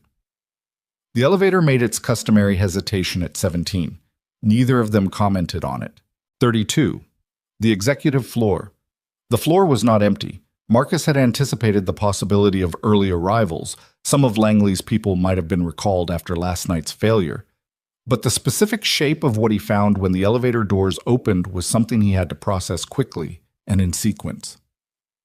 Patricia, Sophia's assistant, was at her desk at 5:20 a.m., which was 2 hours before her normal arrival, and which meant she'd been called in, which meant someone had been managing the cover story for the CEO's disappearance and needed the assistant to be present for optics or information. A man Marcus didn't recognize was standing near the entrance to Langley's office suite, the particular stillness of someone posted rather than waiting. And in the glass-walled boardroom, not Conference B, the actual boardroom, 3 figures were visible through the glass, in the middle of what appeared to be an intense conversation, and one of them was Victor Langley. Marcus put his hand on Sophia's arm. She stopped. He assessed quickly. Patricia had looked up from her desk at the elevator sound and was now staring at them with an expression that passed through surprise, relief, confusion, and something that looked like it might be guilt, all in the space of about 2 seconds. The man near Langley's office had noticed them and was reaching for something. A phone, not a weapon, but reaching with the speed of someone who has a number to call if something happens that wasn't supposed to happen. Marcus made 3 decisions in under a second. He crossed to the man near Langley's office, covered the distance before the phone was fully out, and put his hand over the man's in a way that wasn't violent but was absolutely unambiguous. "Don't," he said quietly. The man looked at him, looked at his hand, made the correct decision.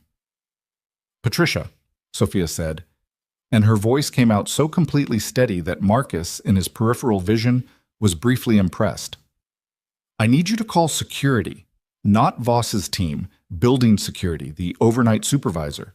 And I need you to call Okafor, Hendricks, and Morrison and tell them there's an emergency board session requested by the CEO in Conference B in 20 minutes. Don't call anyone else. Do you understand?" Patricia stared at her. "Miss Sterling, there's been...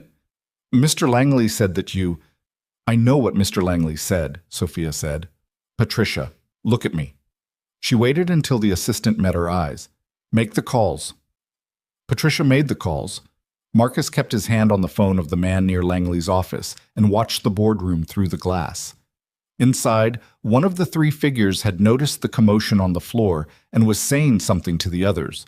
Langley turned, looked through the glass, and Marcus watched the exact moment that Victor Langley understood the operation had not just failed but collapsed.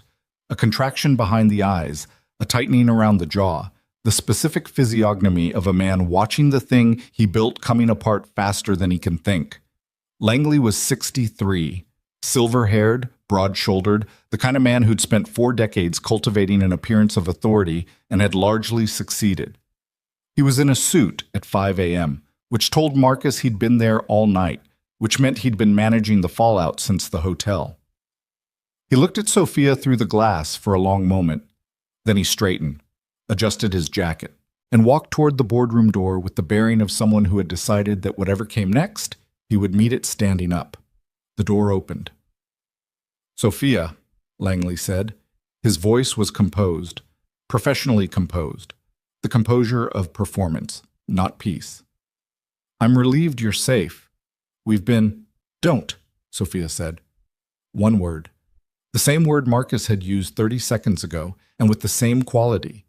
Quiet, final, not requiring any volume to carry its full weight. Langley stopped. The 2 other figures in the boardroom had come to the doorway behind him. Marcus clocked them. One was Wallace Reeves, 70, trim, who had been on the Sterling board for 9 years, and who Marcus had assessed as the more passive co-conspirator, a man who'd been persuaded rather than recruited. The other was a woman he didn't recognize, not board, not executive staff. Legal. The kind of external legal presence you brought in when you needed someone who didn't have institutional loyalty and would execute whatever document you put in front of her without the hesitation that conscience sometimes creates. The external lawyer took one look at the configuration of the room. Sophia, Marcus, the building security supervisor who had just stepped off the elevator, Patricia making rapid calls at her desk, and made a quiet professional decision. She picked up her bag, said nothing to anyone, and walked toward the elevator. Marcus let her go. She had nothing yet. Whatever she'd been brought in to sign had not been signed. Without the document, she was a lawyer who'd attended an early morning meeting. "Reeves," Sophia said without looking away from Langley. "Sit down in Conference B and stay there." Reeves opened his mouth, closed it. He was a man who had spent decades in rooms where authority was distributed and contested and negotiated, and he understood, Marcus could see him understand it, that in this particular room, right now, the authority had already settled, and it had not settled in his direction. He went to Conference B. He sat down. Langley hadn't moved. "Victor," Sophia said, and something shifted in her voice on his name, not toward anger, away from it, into something colder and more final. "I've known you since I was 19 years old. You came to my father's retirement dinners. You spoke at his funeral." She paused. "I'm going to give you one opportunity to go sit in that conference room and wait for this to be done properly, or you can stand in this hallway and make it worse. That's the only choice you have left." The hallway was very quiet for a moment. Langley looked at Marcus. The look had something in it Marcus had received before from men who had just lost the thing they'd built. Not hatred, exactly, more like the look of someone trying to identify where they'd made the critical error, where the invisible thing had been standing. Then he looked back at Sophia, and he went to Conference B. The next 20 minutes were the kind that move in two speeds simultaneously. Too fast in the room, where things were happening in rapid sequence, and too slow in Marcus's nervous system, where each development registered with the heightened clarity of something that hadn't been decided yet. Okafor arrived first, 8 minutes after Patricia's call, still buttoning his jacket, visibly alarmed. Hendricks 4 minutes later. Morrison, who lived furthest, at 23 minutes, slightly out of breath and taking in the configuration of Conference B. Langley, at one end of the table, not speaking. Reeves beside him, looking at the table. Sophia at the other end with the printed documents from the secure printer arranged in front of her, with the expression of a man who had been told something was wrong and had arrived to find that the understatement was significant. Chen and Whitfield arrived without being called, which told Marcus that someone, probably Patricia, probably on her own initiative, in the instinctive way that genuinely loyal people act when they sense their institution is under threat, had made additional calls. He filed that away as information about Patricia that he hadn't had before, and that was worth having. Marcus stood at the back of the conference room. Not at the table. He wasn't a board member, he wasn't an executive. He was a driver who had walked in off the street with a folder of evidence and the CEO he'd spent 6 months not officially protecting. The physical fact of where he stood in the room was intentional, visible, available, but positioned as a resource rather than a participant. This was Sophia's board, her company, her moment to lead it. His job had been to get her here. She began. He had watched her in hundreds of meetings over 6 months, watched her from the front seat, from lobby chairs, from parking structures and airport arrivals. He knew her in rooms, the way she composed herself entering a space where she had authority, the way she read other people's energy before deciding how to use her own. But he had never seen her do what she did in Conference B at 5:40 a.m. with her father's company bleeding out and the people who'd tried to steal it sitting 6 feet away. She presented it without theatrics. That was the thing he hadn't anticipated.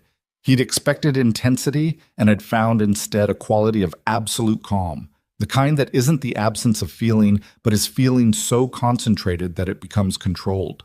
She walked through the financial evidence first, exactly as they'd discussed. The shell companies, the transfer records, the subsidiary accounts that connected, on a chain any accountant could follow, to a holding company that served no operational purpose except to receive money routed from sterling global vendor contracts and redirected in smaller packets to personal accounts tied to Langley and Reeves through intermediary names that were real people. 2 of them former employees, one of them the son of a man Reeves had served on a board with 15 years ago.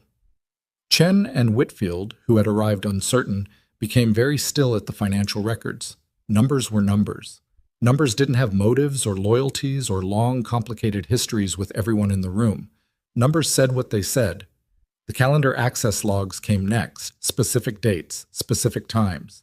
The terminal ID that had accessed Sophia's schedule on 17 separate occasions in the 3 months leading up to the gala, cross-referenced against the building's access card logs, which placed one individual, a junior member of Langley's executive support staff, in the building outside their normal working hours on 15 of those 17 occasions. That individual had been arrested that morning at 6:10 a.m., which Marcus knew because his phone had vibrated in his jacket pocket while Sophia was presenting the financial records, and he'd read the 2-word text from his federal contact, in custody, and felt something in his chest that was close to, but not quite relief. Then the recordings. This was where Sophia paused, not from uncertainty. He could read the difference by now, but with intention. She set down the document she'd been holding and looked at the people at the table, and she said, "What you're about to hear was recorded in a private setting without the knowledge of the participants. I want to be transparent about that, because how we obtain evidence matters, and you should know how this evidence was obtained before you hear it." She looked down the table at Langley. "And then you should hear it." She played the first recording on the laptop Marcus had set on the table. A conversation between Langley and Reeves, dated 6 weeks prior, 43 seconds of audio that was not brilliant in its clarity. There was ambient noise. The recording quality was what it was, but was clear enough for the essential exchange to be unmistakable. Langley's voice. "The timing has to be the gala. There's no other window that gives us the coverage gap we need." Reeves's voice. "And if she fights the succession?" Langley. "She won't be in a position to fight anything." The room was very quiet. Reeves put his face in his hands. Langley said nothing. He was looking at the table in front of him with the expression of a man who has completed his calculation and found that the numbers don't work in any direction, and who is now in the particular suspended stillness of someone who knows what comes next and is deciding how to inhabit it. Okafor, 61 years old, a man who'd been on the Sterling board for 4 years, and who Marcus had assessed as clean and was now confirmed clean by the expression on his face, said, "Victor." Just that. The name came out with a weight behind it that was neither anger nor disbelief, but something older and sadder, the weight of someone who'd known a person for years and was now adjusting every memory of that person simultaneously. Langley looked at him, said nothing. "Victor," Okafor said again, "I'm going to ask you to leave the room." It wasn't a board motion. It wasn't formal. It was one man saying a thing to another man that both of them understood had the force of everything that had just been presented behind it. Langley looked at Sophia one more time, something in his face that Marcus couldn't categorize and didn't try to solve.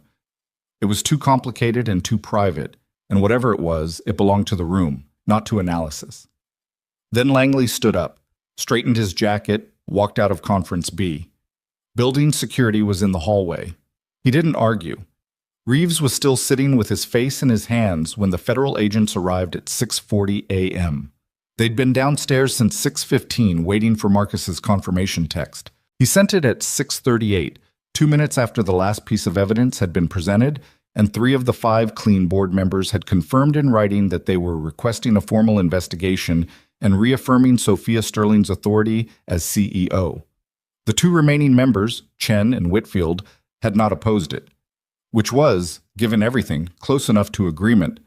Marcus stepped out into the hallway while the federal agents handled the formalities inside. He leaned against the wall and let himself do something he almost never did in the middle of an operation, which was to feel the particular weight loss of a thing being finished. Not done. There would be months of legal proceedings and depositions and the slow, complicated work of repairing what had been damaged, but finished in the sense that the acute thing, the dangerous thing, the thing that had required him to sleep 3 hours a night for 6 months and check every mirror and memorize every service tunnel and spend an evening in a department store buying women's dress clothes in case of emergency, was over. He checked his watch. 7:04 a.m. Emma would be waking up right now. Mrs. Rodriguez would be navigating the breakfast negotiation. Cereal versus actual food, with the slightly weary competence she'd developed over 6 months of occasional overnight coverage. Emma would be in her pajamas, hair not brushed yet, presenting her serial argument with the formal conviction of someone who believed in the importance of their position. He pulled out his phone, sent a text to Mrs. Rodriguez. Coming to get her this morning. Should be there by 8:30. Please make sure she eats real breakfast. The response came back in 40 seconds. She's already eating eggs. She said you'd want that. He looked at the text for a moment. Then he put the phone away. Behind him, the conference room door opened and Sophia came out. She leaned against the wall beside him, and they stood together in the corridor of her father's building, watching the federal agents move in and out through glass walls, and she was quiet for a long time. It's not going to feel like I thought it would, she said finally. No, he agreed. It usually doesn't. She looked at him. Does it get better? The feeling. He thought about it honestly, about every operation he'd run that had ended and the specific feeling of the ending, the flatness of it, the way completion carried no euphoria, but just a tired, clean emptiness. It gets replaced, he said, by whatever's next, which is, he paused, looking for the right word. Normal. In my experience, normal is the best thing that comes after something like this. Sophia looked at the floor for a moment, then at the ceiling, then at him. My father sent you, she said. Not for the first time, but the weight of it was different now. He made a phone call to a lawyer who made a phone call to me, Marcus said. I made the choice to come. Why? She asked it genuinely, not rhetorically. You didn't know me. You had Emma. You had a life that didn't include any of this. Why did you say yes? He thought about this for a moment, about the phone call, about the lawyer's voice and the careful phrasing and the single detail that had made the decision. Someone who served. Someone who knew your record. The implication of that the man making the request had done the work of finding someone specific, had looked at records and made a careful judgment about character and capability, and had decided from a hospital bed with a finite amount of time left that Marcus Kane was the right person. Because someone trusted me with something that mattered, he said. And I don't... He stopped, started again. I'm not good at walking away from that. Sophia looked at him for a long moment. Something in her expression settled. Not resolved, not simple, but settled in the way that things settle when you finally understand something you've been looking at without seeing. Thank you, she said. It came out plain and direct and without ceremony, the way the most genuine things usually do. Marcus nodded, looked back through the glass at the activity inside. Don't thank me yet, he said. There's still 3 months of depositions and about 40 hours of testimony and a legal process that... Marcus, she said. He looked at her. Thank you, she said again, and this time she said it in a way that closed the subject. He was quiet for a moment, then, You're welcome. The sun was coming up fully now, pressing through the building's east-facing windows in long, pale rectangles across the corridor floor. Somewhere below, the city was shifting into its full morning rhythm. The elevated trains filling up, the coffee shops opening, the ordinary machinery of a city that had slept through everything and woken up to a Tuesday. The Sterling Global building was 40 stories of glass and steel with its logo lit against a brightening sky. And inside it, in a conference room on the 32nd floor, the process of putting things right was already underway. It wasn't clean. It wasn't going to be clean. Marcus had been around enough of these to know that the legal aftermath of something like this was a long, grinding, exhausting process that extracted something from everyone involved. Sophia would spend the next year fighting on multiple fronts simultaneously. The criminal proceedings, the board restructuring, the employee trust, the public narrative. She would make mistakes. She was already making mistakes, probably, in ways neither of them could see yet from this side of it. But the company was hers. The conspiracy had collapsed. The people who had built it were in custody or in the process of being brought there. And she was standing on her feet in a borrowed blouse with formal gown shoes from the night before, and the look on her face was not triumph. It was something more useful than triumph. It was the look of someone who had just learned something very expensive and very important about themselves and had decided to keep the lesson.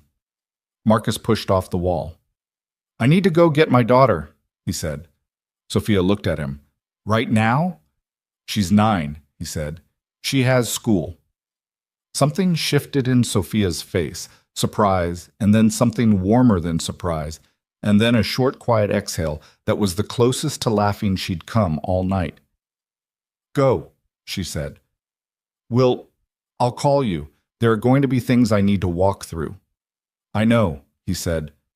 "Call Patricia for anything this morning. She's solid." He'd decided that in the last hour, watching Patricia make the calls and hold the room. "Better than you knew." Sophia nodded. "Better than I knew," she repeated, quietly, as if she were cataloging it alongside everything else she was recataloguing this morning. Marcus picked up the folder from where he'd set it against the wall. Reflex, you didn't leave documents, and walked to the elevator. He pushed the button and waited. Behind him, he heard Sophia go back into the conference room, heard her voice begin, calm and clear, addressing the board members still inside. The elevator came. He got in, rode down 32 floors through the building her father had built and that she had just, at substantial personal cost, kept. He walked out onto West Adams into the full morning light of a Chicago Tuesday, and he got in the gray Civic, and he drove to Wicker Park to pick up his daughter. Emma ate her eggs without negotiation that morning, which told Marcus everything he needed to know about how much she'd understood from the previous night's phone calls without being told anything directly. She was 9, not oblivious. She'd heard the careful way he'd talked to Mrs. Rodriguez. She'd registered the lateness, the brevity, the specific quality of his voice when he was managing something large and keeping it out of his words. She'd done what she always did with that kind of information, filed it, said nothing, and waited. When he walked into Mrs. Rodriguez's apartment at 8:15, Emma looked up from her plate and looked at him the way she sometimes did, the full-face assessment that she'd been doing since she was 4 years old, and that still, every time, reminded him of looking in a mirror and finding something better than he expected there. "You okay?" she said. "I'm okay," he said. She studied him for another second, then she went back to her eggs. "Mrs. Rodriguez made them wrong," she said. "The ratio was off. I'll make them tomorrow." "You better." He drove her to school. She talked about the science test for 6 minutes and then switched without transition to a detailed account of a disagreement she'd had with Jasmine about whether dolphins were smarter than dogs. A position Emma held with the evangelical conviction of someone who had researched the topic and resented having her research dismissed.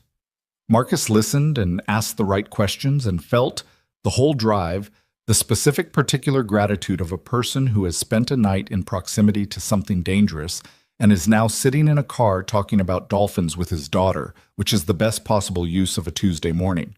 He dropped her at the school entrance. She got out, shouldered her backpack, and then turned back and looked at him through the open door. "Dad," she said. "Yeah." "Whatever happened last night?" She held his eyes. 9 years old and absolutely level. "I'm glad you're here." She shut the door and ran toward the entrance and was through it before he had formulated any kind of response, which was probably the point. He sat at the curb for a moment longer than was strictly necessary. Then he drove back into the city.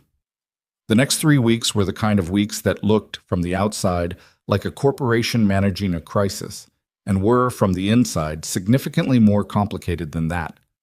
Marcus was not officially part of Sterling Global anymore. His driver's badge had been formally revoked the morning after the gala, automated, part of the security lockdown that Patricia had initiated when she understood the scope of what had happened, and his employment as a corporate driver had technically ended on the same night he'd walked Sophia through a maintenance tunnel to a storm drain on Randolph Street. The official story of his employment, when anyone asked, was that he'd resigned due to a personal matter and that the company wished him well. The unofficial story was considerably more interesting, and it moved through Sterling Global's 4,000 employees with the speed and distortion that important unofficial stories always achieve. By the end of the first week, Marcus had heard 3 different versions of what he'd allegedly done in that hotel corridor, each progressively more cinematic than the last, and none of them quite accurate, which was fine.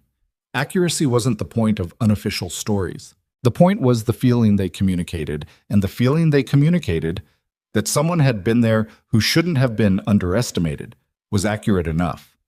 He spent those 3 weeks making himself available to the federal investigators in the measured, cooperative way of someone who has information that's useful and a lawyer who has made clear the parameters of that usefulness.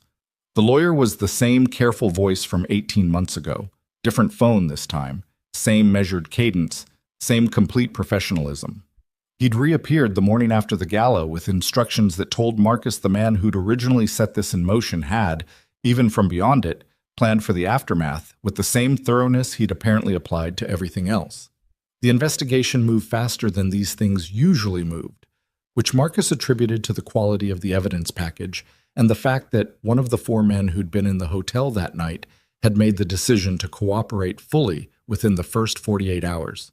The man from the alcove, whose name turned out to be Terrence Webb, 44, former private security, 3 previous contracts with companies that did the kind of work that didn't appear on legitimate corporate invoices, had apparently concluded, after a conversation with a federal prosecutor, that the people who had hired him were not going to extend him any particular loyalty and that he might as well extend them none in return.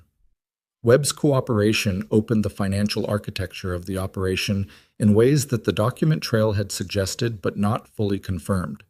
Langley's lawyers filed 4 separate motions in the first 10 days. All 4 were denied. Reeves entered a cooperation agreement on day 11.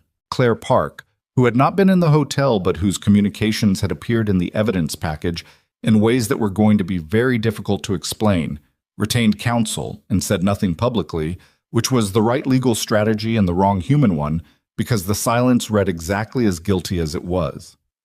Voss resigned on day 3. He didn't fight it. He cleaned out his office with 2 boxes, which struck everyone who witnessed it as a surprisingly small amount for 12 years, and he left through the lobby instead of the back entrance, which Marcus heard about secondhand and filed away as the choice of a man who had decided to face whatever came next with whatever dignity he still had available. Marcus didn't feel particular satisfaction about Voss. He felt the flat, neutral acknowledgement of a situation resolving the way situations resolve when the evidence is what it is. Voss had made choices. Choices had weight. That was all. What Marcus had not anticipated, what none of his preparation had accounted for, because it was the kind of thing that didn't fit into operational planning, was what happened to Sophia in the days immediately after. He understood crisis in the physical sense. Threat assessment, tactical response, controlled execution under pressure. He'd been trained for it, and he was good at it, and last week had demonstrated that in ways that were going to be discussed in federal deposition rooms for months. What he had less framework for was watching someone he'd spent 6 months protecting navigate the specific aftermath that wasn't physical. The internal accounting that happened when the crisis was over and the adrenaline dropped and you were left standing in your own company, looking at the wreckage of decisions made by people you had trusted. He knew about it because Sophia called him. Not frequently. Not with neediness. Twice in the first week, then once more, then a silence of 4 days that he didn't try to fill because he understood she needed it. But the calls she made were the kind that happen between people who have been through something together and carry the shared weight of it in a way that doesn't require explanation. And in those calls, she said things that told him the internal accounting was happening and costing her more than she was letting on publicly. "I've been going back," she said, on the second call, "through every decision I made in the last 18 months, looking for the places where I should have seen it." "That's not a useful exercise," Marcus said. "I know, I'm doing it anyway." "You're going to find things that look obvious in retrospect that weren't obvious at the time." "I already have." A pause. The vendor restructuring, the charter amendment that Langley pushed through legal, the security system upgrade that Voss recommended in February that somehow only covered the corridors that didn't matter. Her voice was even. Too even, he thought. "I signed off on all of it. I was so focused on the Meridian deal and the international expansion that She stopped. "I let people do things inside the house while I was looking out the window." He thought about the right thing to say. He often thought about this with her. The gap between the useful truth and the comfortable one, and which was called for. "Your father built a company for 30 years, he said. He had people he'd known for a decade turn on it in his last year. He didn't see all of it either. He saw enough to make a phone call. But he didn't see all of it." He paused. "Nobody sees all of it. The goal is to build something that survives what you don't see." A long silence. Then, "That's either very comforting or very alarming." "Probably both," he said. She made the sound that was the ghost of a laugh. "Probably both," she agreed. The second week was when things got complicated in ways Marcus hadn't fully planned for, Though in retrospect he should have. The investigation had expanded, as well-built evidence packages tend to expand when federal investigators start pulling the threads. And what had begun as a corporate conspiracy case had started developing intersections with the securities fraud investigation that had been open for a year and a half and that had, until now, lacked the specific documentation to move forward. Langley's Delaware holding company appeared in both investigations, which meant the federal case was now substantially larger than a single company's internal crisis, and substantially larger cases required substantially more testimony. Marcus sat in a federal building on South Dearborn for 11 hours over 2 days and answered questions. His lawyer was present. The questions were thorough. He answered them completely, within the parameters his lawyer established, and he did not embellish and did not minimize and did not attempt to make himself sound like anything other than what he had been, a former Navy SEAL who had been hired by a private arrangement to protect a CEO and had spent 6 months gathering evidence of a conspiracy while doing so. When the lead investigator, a careful woman named Agent Delgado, who asked every question twice in different forms to see if the answer changed, asked him why he hadn't gone to law enforcement earlier, he said, "Because I needed it to be enough. Partial evidence creates warnings. Complete evidence creates consequences." Delgado had written something down at that. He didn't ask what. He was home by 6 each evening, made dinner, helped Emma with homework. She was doing a project on ocean ecosystems that had somehow become more elaborate than the assignment required, because Emma did not do things by half measures, which was a trait Marcus recognized and took quiet pride in. He braided her hair badly on Thursday morning, and she fixed it herself with the tolerant efficiency of someone who has accepted a limitation in another person and chosen to work around it rather than address it repeatedly. Normal. The normal that comes after, just as he told Sophia it would. It was on a Wednesday in the 3rd week that Patricia called him. Not Sophia, Patricia, which was itself a message about how the call had been decided on. "Miss Sterling would like you to come in," she said. "Tomorrow morning, 10 o'clock. She said to tell you it's not about the investigation." He came in at 10. He wore the black suit, partly from habit, and partly because the black suit was what he had for buildings like this. The lobby security guard, new, someone he didn't recognize, a sign that Sophia had already begun restructuring Voss's department from the bottom, checked his ID against a visitor list and gave him a badge and directed him to the executive elevator. Patricia met him at 32 with coffee that was actually good, which he noted as a change from the executive floor's previous coffee situation, and which suggested someone had finally addressed a problem that had apparently been tolerated for years. She led him to the conference B, not the boardroom, conference B, the room where it had happened, and told him Sophia would be 2 minutes. She was 4 minutes, which he suspected meant something had run over in whatever she'd been doing before this. And when she came in, she was in a gray blazer and had her hair down in a way he'd only seen a few times, and she looked like someone who had been running at full speed for 3 weeks and had reached the point where the speed was sustainable rather than emergency. She sat down across from him, looked at him directly. She had a folder in front of her, and she put both hands flat on it, the same gesture he'd seen her make in the safe house with the evidence documents. "I want to offer you a position," she said. He looked at her. "I heard you restructuring Voss's department. You have good candidates in there. Not that position." She opened the folder, slid a single page across the table toward him. "Executive Director of Security Strategy. It's a new role. I'm creating it." She waited while he looked at the page. "Reporting directly to me. Scope is company-wide. Not just physical security, but strategic vulnerability assessment, internal audit interface, crisis protocol. The idea is that the person in this role is looking at the things the company doesn't know to look at." She paused. "Seeing what other people aren't seeing, preparing for what other people aren't preparing for." Marcus looked at the page, the title, the scope, the salary, which was considerably different from what he'd been making as a driver. He looked up. "It's a significant role," he said. "You're a significant person," she said, simply, not as flattery, as assessment. "I've thought about this carefully, not because of what happened last month, because of what I watched you do for 6 months before that. The way you think, the way you build systems, the way you—" She stopped.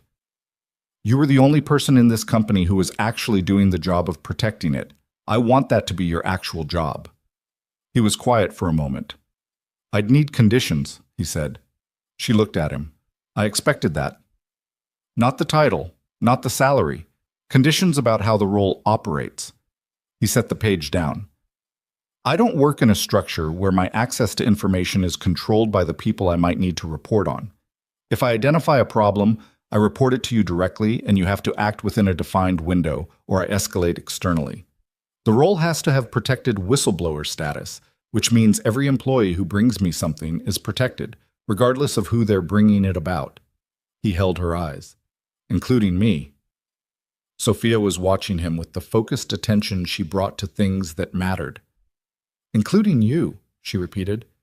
"And it extends down the company. Not just executives. Anyone. The mailroom employee who notices something wrong should have the same access to this office that the CFO does." She was quiet for a moment. "That's going to make some people uncomfortable." "Yes," he said. "That's the point." She looked at him. He looked back. The conference room was very quiet, and outside its windows the Chicago skyline held its familiar position against a November sky. And somewhere in the building 4,000 people were doing their work under the impression that the worst was over. Marcus wasn't certain the worst was over. He was rarely certain of that, about anything. But he was certain that whatever came next would be better navigated with a structure that had been built to see things, rather than one that had been built to look away. "Agreed," Sophia said.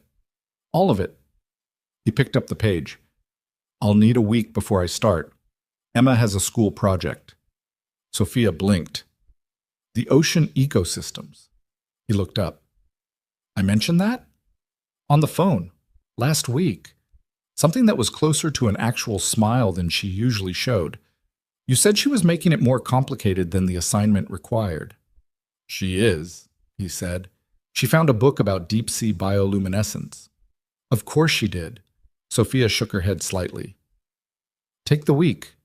He nodded, picked up his coffee, and then, because some questions mattered enough to ask even in moments when asking felt like it disrupted something, he said, "The lawyer, the one who called me 18 months ago, the arrangement your father made." He looked at her. "Did you ever find out the specifics of how he found me?" Sophia looked at the table for a moment. "The lawyer gave me a file after the investigation opened," she said. "My father had been, in his last months, he'd been doing research, into people, quietly, the way he did everything. He had a list of names, people he'd identified through military records and background sources.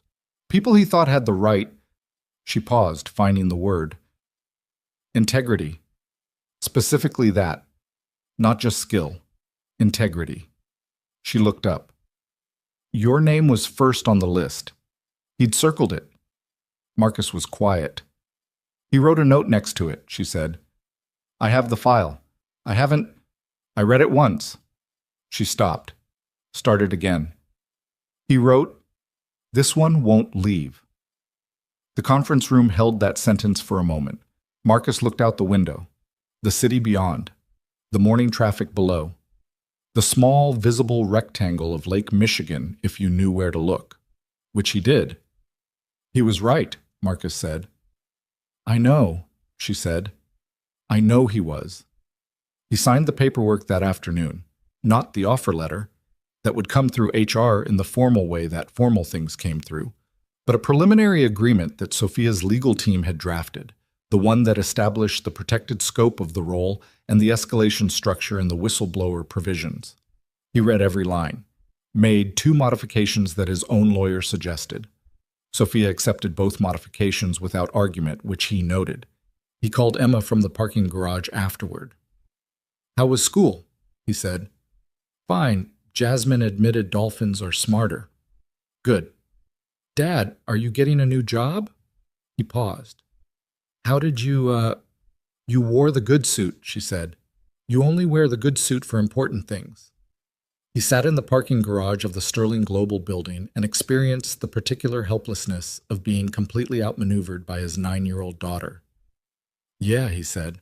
"I'm getting a new job." "Is it a good one?" "I think so." "Will you still be home for dinner?" "Most nights." "Okay," she said. Then, can we do bioluminescent jellyfish for my project? I found a source that says some of them are basically living glow sticks. Living glow sticks is not scientific language. I know, I'm going to use it anyway. He started the car. We can do jellyfish, he said. The following months were not clean. He wanted to be honest with himself about that, because he'd learned a long time ago that the stories you told yourself about your own experience shaped the experience, and the stories that omitted the difficult parts were the ones that came back to find you later. The federal prosecution was slow and grinding in the way that prosecutions always were, and Langley's lawyers were expensive and creative and found angles that had to be argued against in rooms Marcus was sometimes in and sometimes not in, and there were days when the process of justice looked more like the process of endurance than anything else. Reeves pleaded guilty in month 2. His cooperation deal required testimony that corroborated most of what Marcus had already provided. And the specificity of that testimony, the dates, the meeting locations, the specific language Langley had used, closed gaps in the timeline that the original evidence package had left ambiguous. Claire Park's silence strategy collapsed in month 3 when her communications director, a 28-year-old woman named Iris who had been hired by Park personally and had apparently not been informed of what she was enabling, provided a set of emails to investigators that made the silence strategy untenable. Park entered negotiations shortly after. Langley went to trial. That was the thing about a certain kind of man. The kind who has spent 40 years in rooms where authority was something you projected until it became real, who had built an identity so thoroughly around the image of himself that the idea of admitting to the reality was simply not available to him as an option. He went to trial, and his lawyers were excellent, and the prosecution was better, and Marcus sat in the gallery on the 4th day of testimony and watched the moment when the jury forewoman looked at the financial records projected on the courtroom screen and then looked at Langley and made the small, almost imperceptible adjustment of expression that meant she'd decided something. The verdict came 17 days later. Guilty on 9 of 11 counts. The 2 acquittals were on technical specifics of wire fraud definitions that the prosecution had included knowing they were reaches. The 9 convictions were the ones that mattered. Marcus was not in the courtroom for the verdict. He was in a conference room on the 32nd floor of Sterling Global in the middle of a security audit of the company's vendor contract approval process, which had been identified in the investigation as one of the primary channels through which the financial fraud had been routed. The audit was on its 3rd day. It was meticulous and unglamorous and involved a great deal of very close reading of very dense contractual language. And it was exactly the kind of work that nobody thought about when they thought about corporate security, and that Marcus had come to understand was actually the most important kind. Sophia knocked on the conference room door at 2:17 p.m. and came in and looked at him and said simply, 9 counts. He set down the vendor contract he was reading. Which 2? Wire fraud, technical definitions.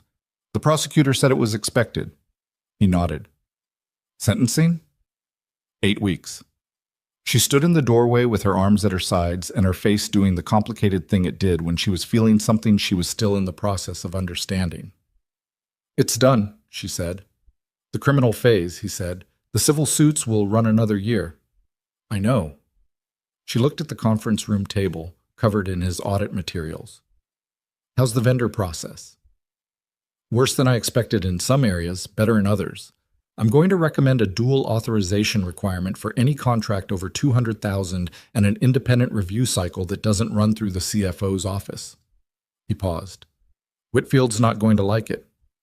Whitfield can adapt, she said. Write up the recommendation. He looked at her. You want to read it before I implement? No, she said.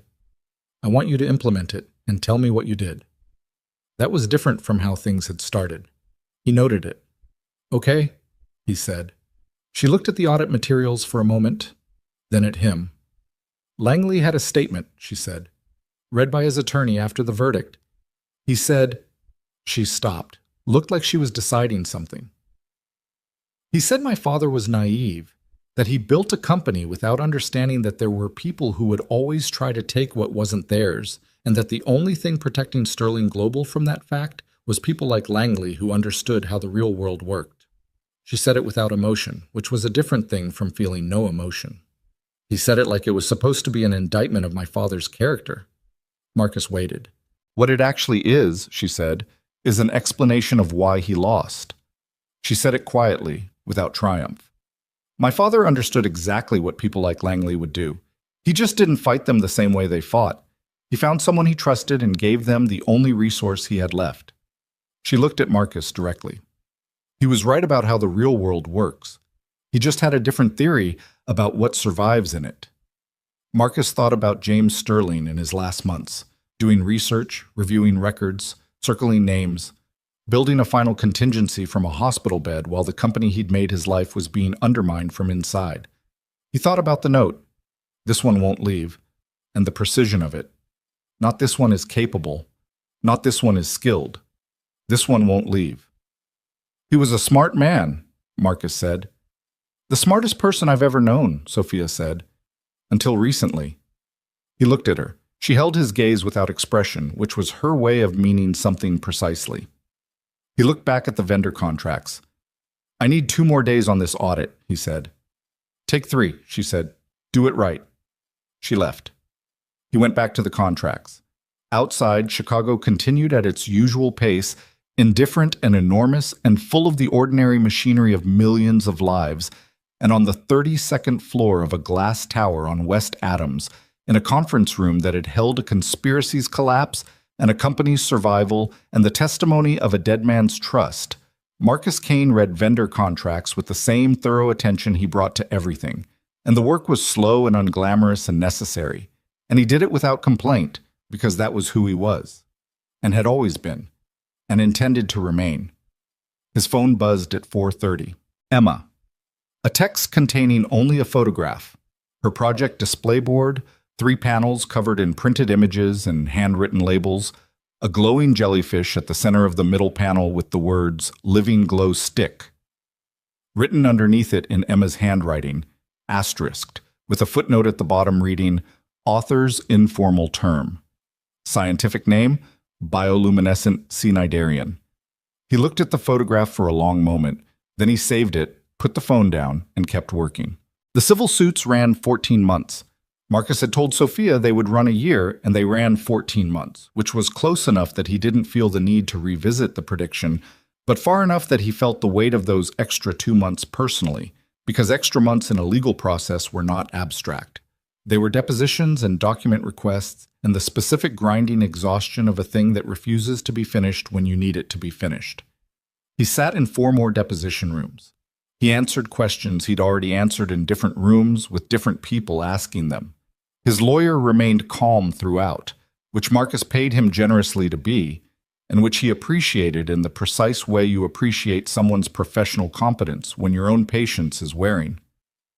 Sophia handled the civil proceedings differently than Marcus would have. He would have, had he been in her position, which he wasn't, and which was important to remember, closed ranks, minimized exposure, said as little as possible through intermediaries. She did the opposite. She testified personally in 2 of the 3 civil cases rather than routing everything through legal. She sat across tables from the plaintiff's attorneys and answered questions directly and without the buffering language that corporate lawyers spend careers perfecting. It made her legal team visibly anxious. It made the cases resolve faster because there's a specific kind of opposing attorney who recalibrates when they realize the person across the table is going to be more credible to a jury than anything they can construct. And recalibration often leads to settlement conversations. And settlement conversations often lead to settlement. Marcus watched this and revised his understanding of her again. He'd been doing that since the maintenance tunnel, revising upward, in increments, the estimate he carried of who she was under the version of herself she'd been presenting to the world. The CEO, who trusted titles over character, had been a real person. She wasn't that person anymore, or not only that person, and the difference wasn't that she'd become harder. The difference was that she'd become more honest with herself about the gap between what she wanted to believe about people and what they actually showed her. That was a specific kind of growth that cost something, and she'd paid for it, and it showed in her in ways that were difficult to articulate but immediately apparent to anyone paying attention. He was paying attention. It was his job to pay attention. He told himself that regularly, in the way you tell yourself things that are true, but that have started to carry more weight than their original designation intended. The vendor audit he'd completed in the third week of his new role had recommended 11 structural changes to Sterling Global's procurement and contract approval processes. Sophia had implemented all 11, which had made Whitfield difficult for approximately 3 weeks before Whitfield came around to the position that the changes were sensible and began presenting them to outside stakeholders as evidence of the company's improved governance posture, which Marcus found irritating in the specific way of watching someone take credit for a thing they initially opposed and then deciding it wasn't worth the energy to address. He addressed it anyway, not publicly. He mentioned it to Sophia in passing during one of their Tuesday morning briefings, which had become a standing feature of the week. 30 minutes, her office, status on whatever he was currently working on, and anything she needed him to know from her end. He said, "Whitfield is presenting the procurement changes as his initiative." Sophia looked up from her notes. "I know. Does it bother you?" She considered. "It bothers me in the abstract. In practice, Whitfield is now invested in the changes succeeding because he's publicly associated with them, which means he'll defend them when other board members push back." She paused. "So I'm choosing to interpret it as strategic buy-in." Marcus looked at her. "That's a very generous interpretation." "I'm working on being generous," she said. "It doesn't come naturally." "I've noticed," he said. She threw her pen at him, not hard. It hit his shoulder and fell on the floor, and they both looked at it for a second, and then he picked it up and set it on her desk, and they went back to the briefing, but something had shifted slightly in the room, and they both knew it, and neither of them named it because some things are better left in the register of almost said. The full board restructuring took 6 months from the date of Langley's verdict. Reeves had resigned immediately. Park had resigned as part of her cooperation agreement.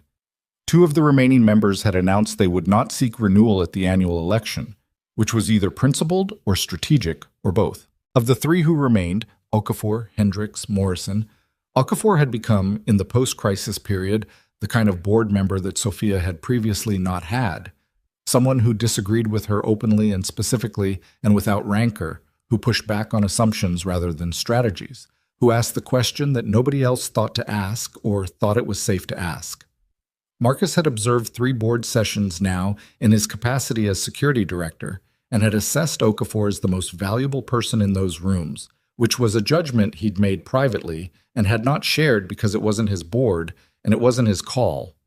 He shared it with Sophia on a Tuesday morning in March, 7 months after the verdict. "Okafor," he said. She looked up. "He's the best person on your board," Marcus said. "Not the most agreeable. The best." She set her pen down. "Why are you telling me this?" "Because you sometimes look like you find him exhausting." "He is exhausting." "Yes," Marcus said. "The best people usually are." She looked at him for a long moment. The March light came through her office windows at the angle it did in the early part of the year, lower and more direct than summer, making the room feel slightly more exposed than usual. "You're talking about more than Okafor," she said. "Sometimes." She picked her pen back up. "Noted," she said, which was how she ended conversations she intended to keep thinking about.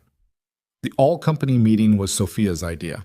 Not a press conference, not a statement through communications, an actual meeting, all hands, every Sterling Global employee who could be in the Chicago headquarters in one room and the rest on live stream, and Sophia at a podium in the atrium talking to them without notes. Marcus had advised against the no-notes part, not because she couldn't do it, but because the no-notes part was the kind of detail that looked like confidence and was actually a very specific kind of risk, and managing risk was his job. She had listened to his concern, acknowledged it, and done it without notes anyway. He stood at the back of the atrium and watched. She talked for 22 minutes. He'd sat in on enough of her speeches and presentations and boardroom sessions to know her rhythms, the points where she gathered speed, and the points where she slowed down for emphasis, the particular quality her voice took on when she was saying something she'd worked out intellectually versus something she actually believed. The 22 minutes in the atrium were almost entirely the second kind. She told them what had happened, not in the careful, legally vetted language of the press release, The press release had been drafted by a team and was accurate and was the appropriate public document. She told them what it had actually been like, in the language of someone who'd been in it. The gala, the corridor, the night in the safe house, the morning she'd walked back into the building in borrowed clothes and heels from the night before. She didn't make it cinematic. She made it honest, which was harder and more useful. She told them about the vendor restructuring and what it meant for how the company would work going forward. She told them about the new security structure and what Marcus's role actually was and what it meant for every person in the building. That there was now someone whose job it was to notice what wasn't being noticed, and that person reported to no one who might benefit from the blindness. And then she said the thing that made the atrium go very quiet. "I made mistakes," she said, "not small ones, the kind that almost cost this company everything your work built and everything my father spent 30 years building.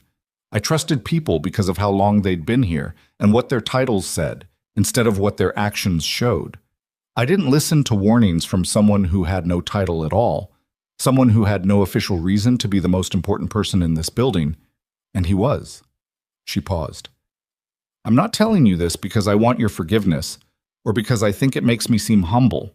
I'm telling you because if your CEO can make this mistake, anyone can. And the only protection against it is a company where the person with the lowest title in the room can tell the person with the highest title that something is wrong and be heard." Another pause. "We're going to build that company, starting now." The atrium was quiet for a moment after she finished. Then somebody in the back started clapping. Then more. It moved through the room in the irregular way that genuine responses move. Not the synchronized politeness of an audience doing the expected thing, but the uneven, building sound of people responding because they meant it. Marcus did not clap. He stood at the back of the atrium and watched it happen, and felt something that he didn't have a clean name for. Not pride, exactly, too presumptuous. More like the satisfaction of someone who built a thing and stood back and watched it hold weight. She found him afterward, in the corridor off the atrium, while the room was still dispersing. She walked up to him and stopped and looked at him with the direct look she used when she was going to say something she'd decided on. "Thank you," she said. "For the record." "You wrote that speech yourself," he said. "I did, but I wouldn't have known what to put in it without—" She stopped. "Without the last 8 months." He looked at her. "You would have figured it out." "Probably," she said. "Slower, with more collateral damage." She tilted her head slightly. "Are you incapable of accepting a direct statement?" "I'm capable," he said. "I just think the accurate version matters." She held his gaze for a moment, then, "The accurate version is that my father sent you, and you came and you stayed, and everything that came after came from that." She said it plainly. "That's the accurate version." He had no argument against it, so he said, "Okay." She almost smiled. "Okay," she agreed. The winter passed, the civil cases resolved. The external review of Sterling Global's governance structure concluded with a report that used the word robust 4 times in its summary section, which Marcus understood as the consultant's way of saying that the new structure was better than what it replaced without requiring them to characterize what it had replaced. The report was accurate. The new structure was better. He'd built most of it himself. In the methodical way he built everything, with backup systems for the backup systems and clear protocols for what happened when someone in authority refused to act on information they didn't want to receive.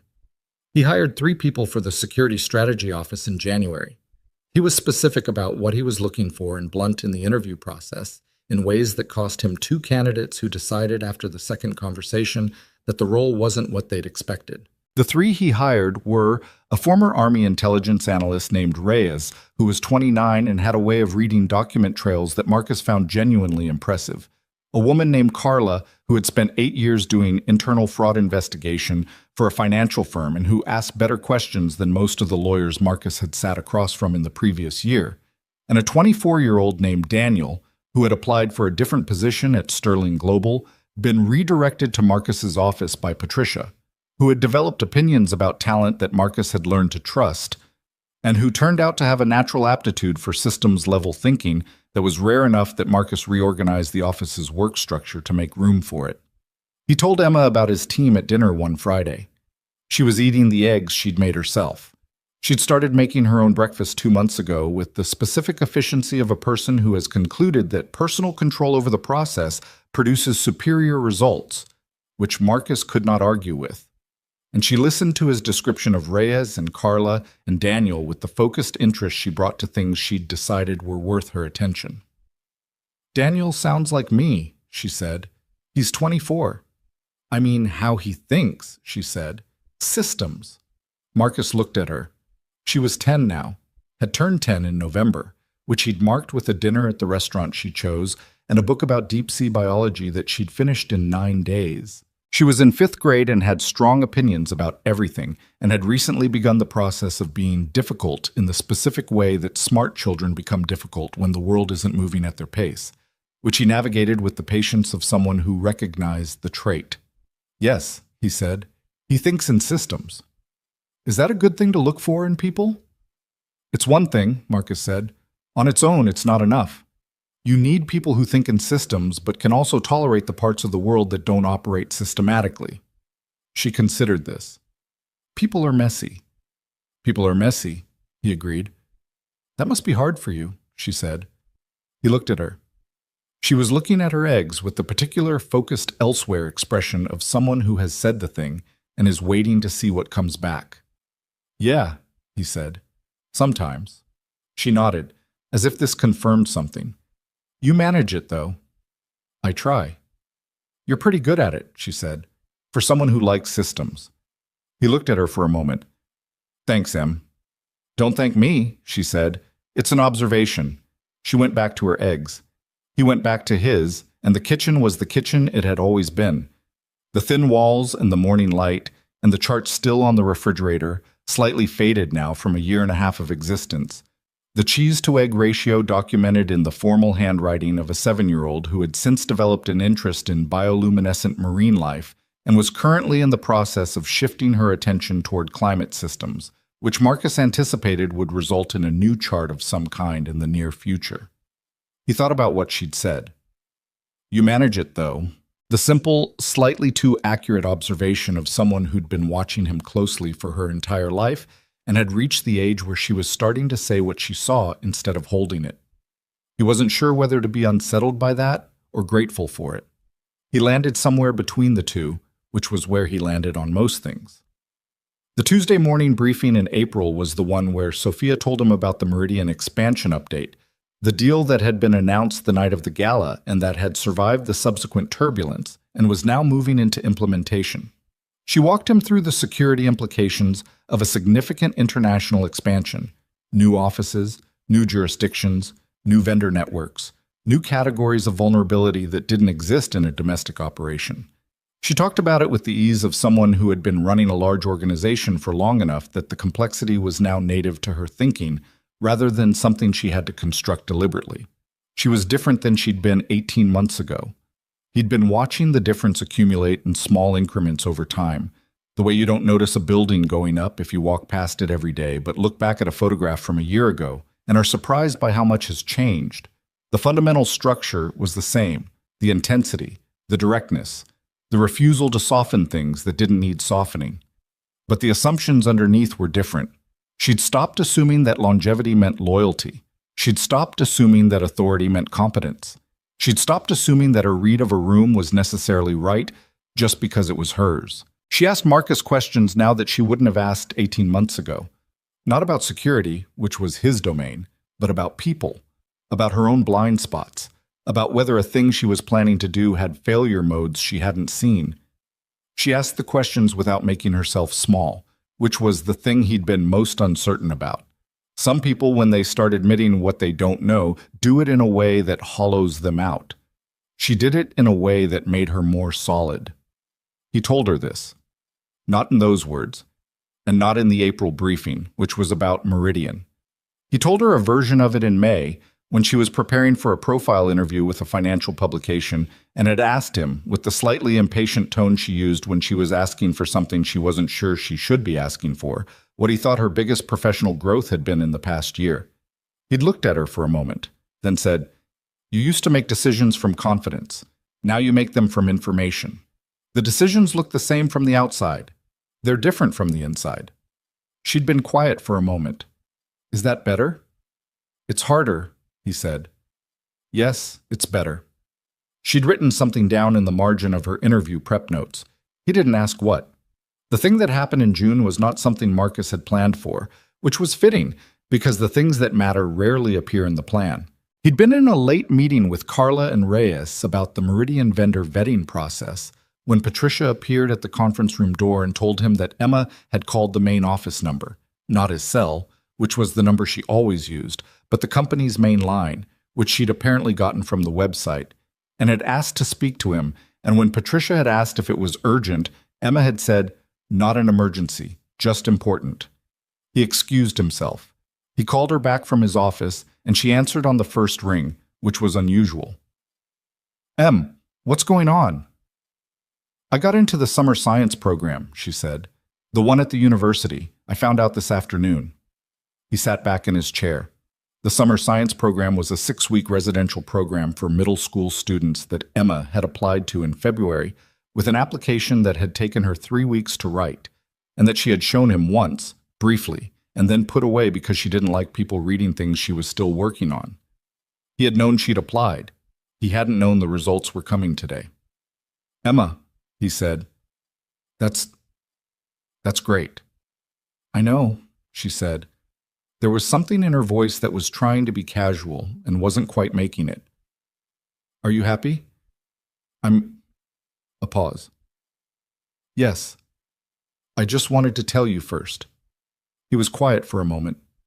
In his office on the 32nd floor of a building he'd walked into as a driver and now occupied in a different capacity, with the Chicago skyline through the window and the sounds of his team working in the adjacent space, he felt the particular weight of a moment that didn't announce itself as significant and was anyway. "I'm proud of you," he said. "You know that."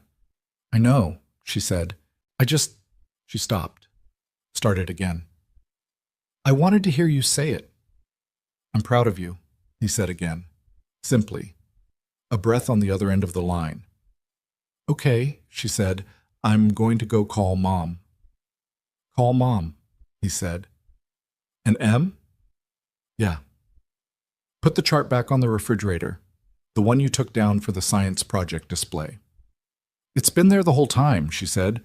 "I never took it down." He looked out the window. "Good," he said. She hung up. He sat in his office for a minute, not doing anything in particular, just sitting. Outside, the city went about its business. The lake was visible at this hour, in this light, a flat gray expanse beyond the near buildings. He went back to the meeting. Sophia found out about the program the following Tuesday. Emma had apparently told Patricia during a visit to the office that it happened in the way these things happened. Emma sometimes came after school on days when Marcus was running late and would sit in the reception area doing homework with the focused self-sufficiency of a child who had been around professional environments often enough to be comfortable in them. And Patricia had taken a particular interest in her since the first time she'd appeared and answered a question about the company's organizational structure with a level of accuracy that had surprised everyone within earshot. Patricia had told Sophia. Sophia had come to his office door. "Science program," she said. "Yes." "When does it start?" "July 15th. She leaned in the doorway. "Are you nervous?" He looked up. "About Emma being at a residential program for 6 weeks?" "Yes." He considered being the version of himself that said no. "A little," he said. Sophia nodded. "You'll manage," she said. "You're good at managing things that don't come with a clear protocol." "That's an argument for why I'll be fine. It doesn't address whether I'll be nervous." "No," she said. "I know." She looked at him with the expression she had when she was going to say something she'd been sitting with for a while. "Can I tell you something?" "Yes." "When I walked into the hotel corridor on the night of the gala," she said, "and you came through that alcove, I want to tell you what I actually thought when I saw you." He waited. "I thought, of course," she said. "Of all the people who could have been there, I thought, of course it's him." She paused. "I didn't understand why I thought that at the time. I do now." She looked at him steadily. "You had been exactly who you were, every single day, for 6 months.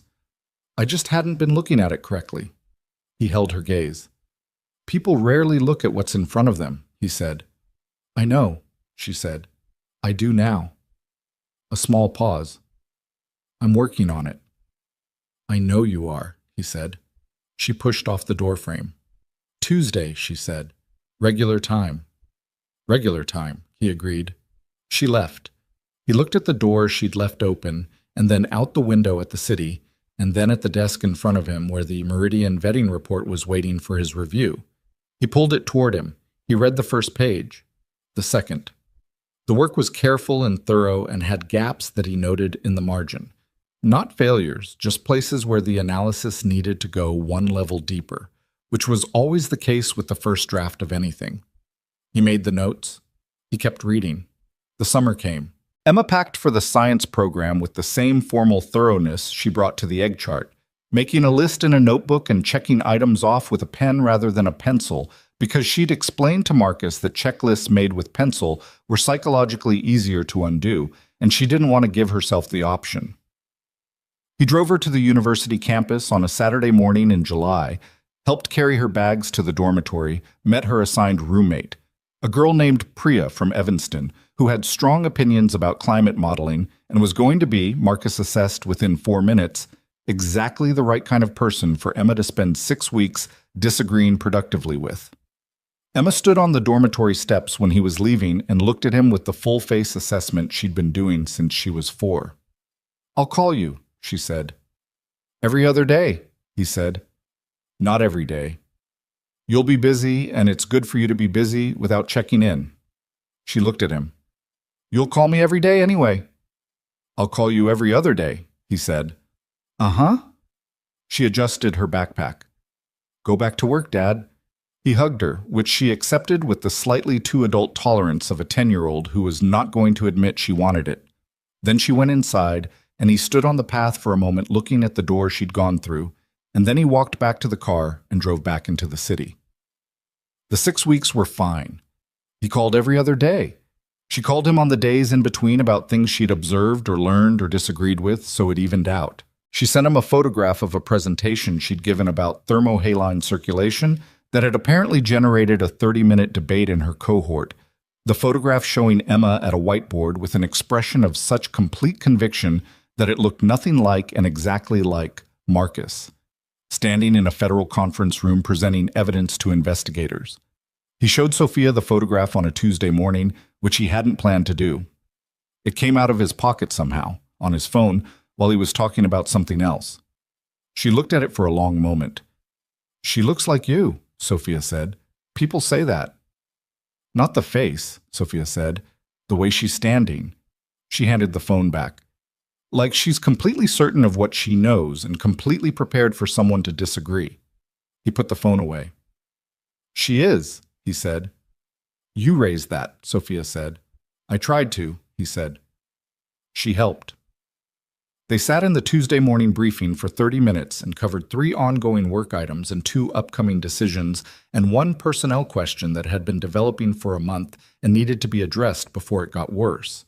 They disagreed about the personnel question. They worked through the disagreement without either of them pretending it wasn't a disagreement and landed on something that incorporated elements of both positions, which was neither of their first choices and was probably better than either. After the briefing, when Sophia was walking him to the door in the way she sometimes did when the conversation hadn't quite finished, she said, You know what I think the lesson is. He looked at her. From the last year and a half? Yes. What? She looked out through her office windows at the building's interior, the floor of desks and offices visible through the glass, people doing the ordinary work of a company that had nearly not been there for them to do. The lesson isn't to trust less, she said. It's to look at what people actually do instead of what position they're in, and to make sure the structure gives you space to look. She paused. And to have someone around who's going to see what you're not seeing, not because you're bad at seeing, but because everyone has blind spots and the only way to cover them is to actually know where they are. He was quiet for a moment. That's a lot of lessons. It's been a lot of years, she said. He looked at her. The morning light on the 32nd floor in late August came at the angle that meant summer was almost done, and the days were shortening in the way they shortened in Chicago.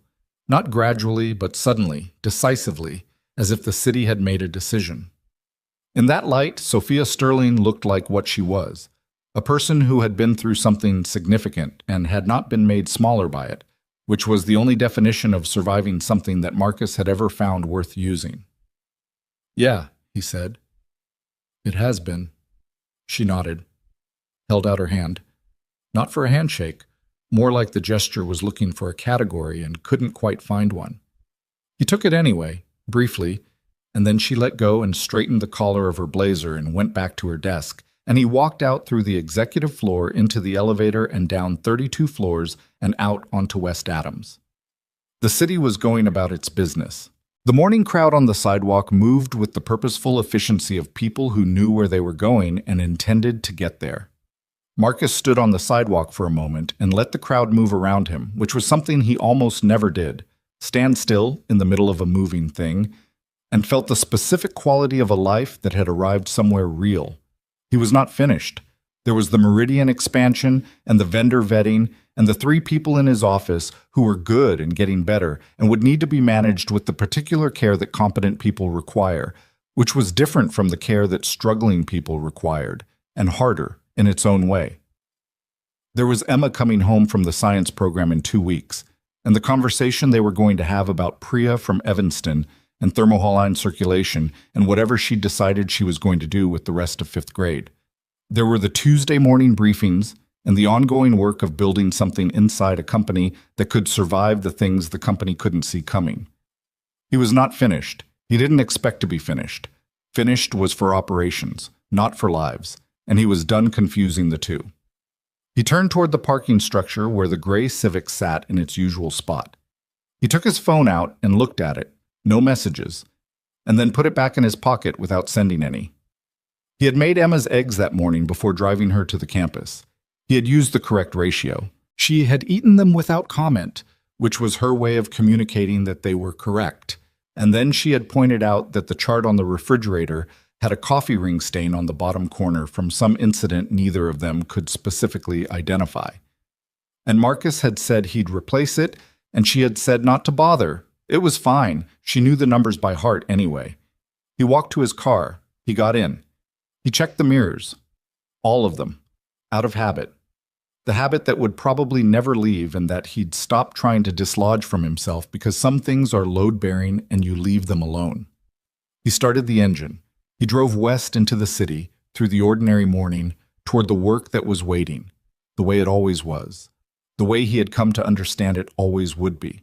Not because the world was safe, the world was not safe, had never been, would not become so because one conspiracy had been dismantled and one company had been protected, but because the work of making things safer, of looking carefully at what others looked away from, of staying when staying cost something, was work that needed doing, and he was made for doing it. His father had thought discomfort built character.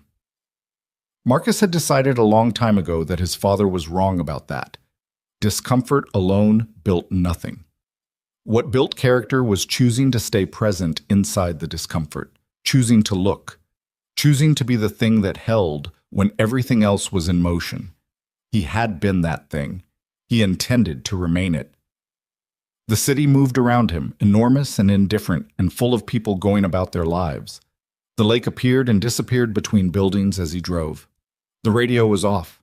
The windows were slightly cracked because the morning air at the end of August in Chicago had the particular quality that only existed for a few weeks before autumn came in and changed everything, and it was worth having the window cracked for. Marcus Kane drove west, and the city held him in it, and the morning held everything.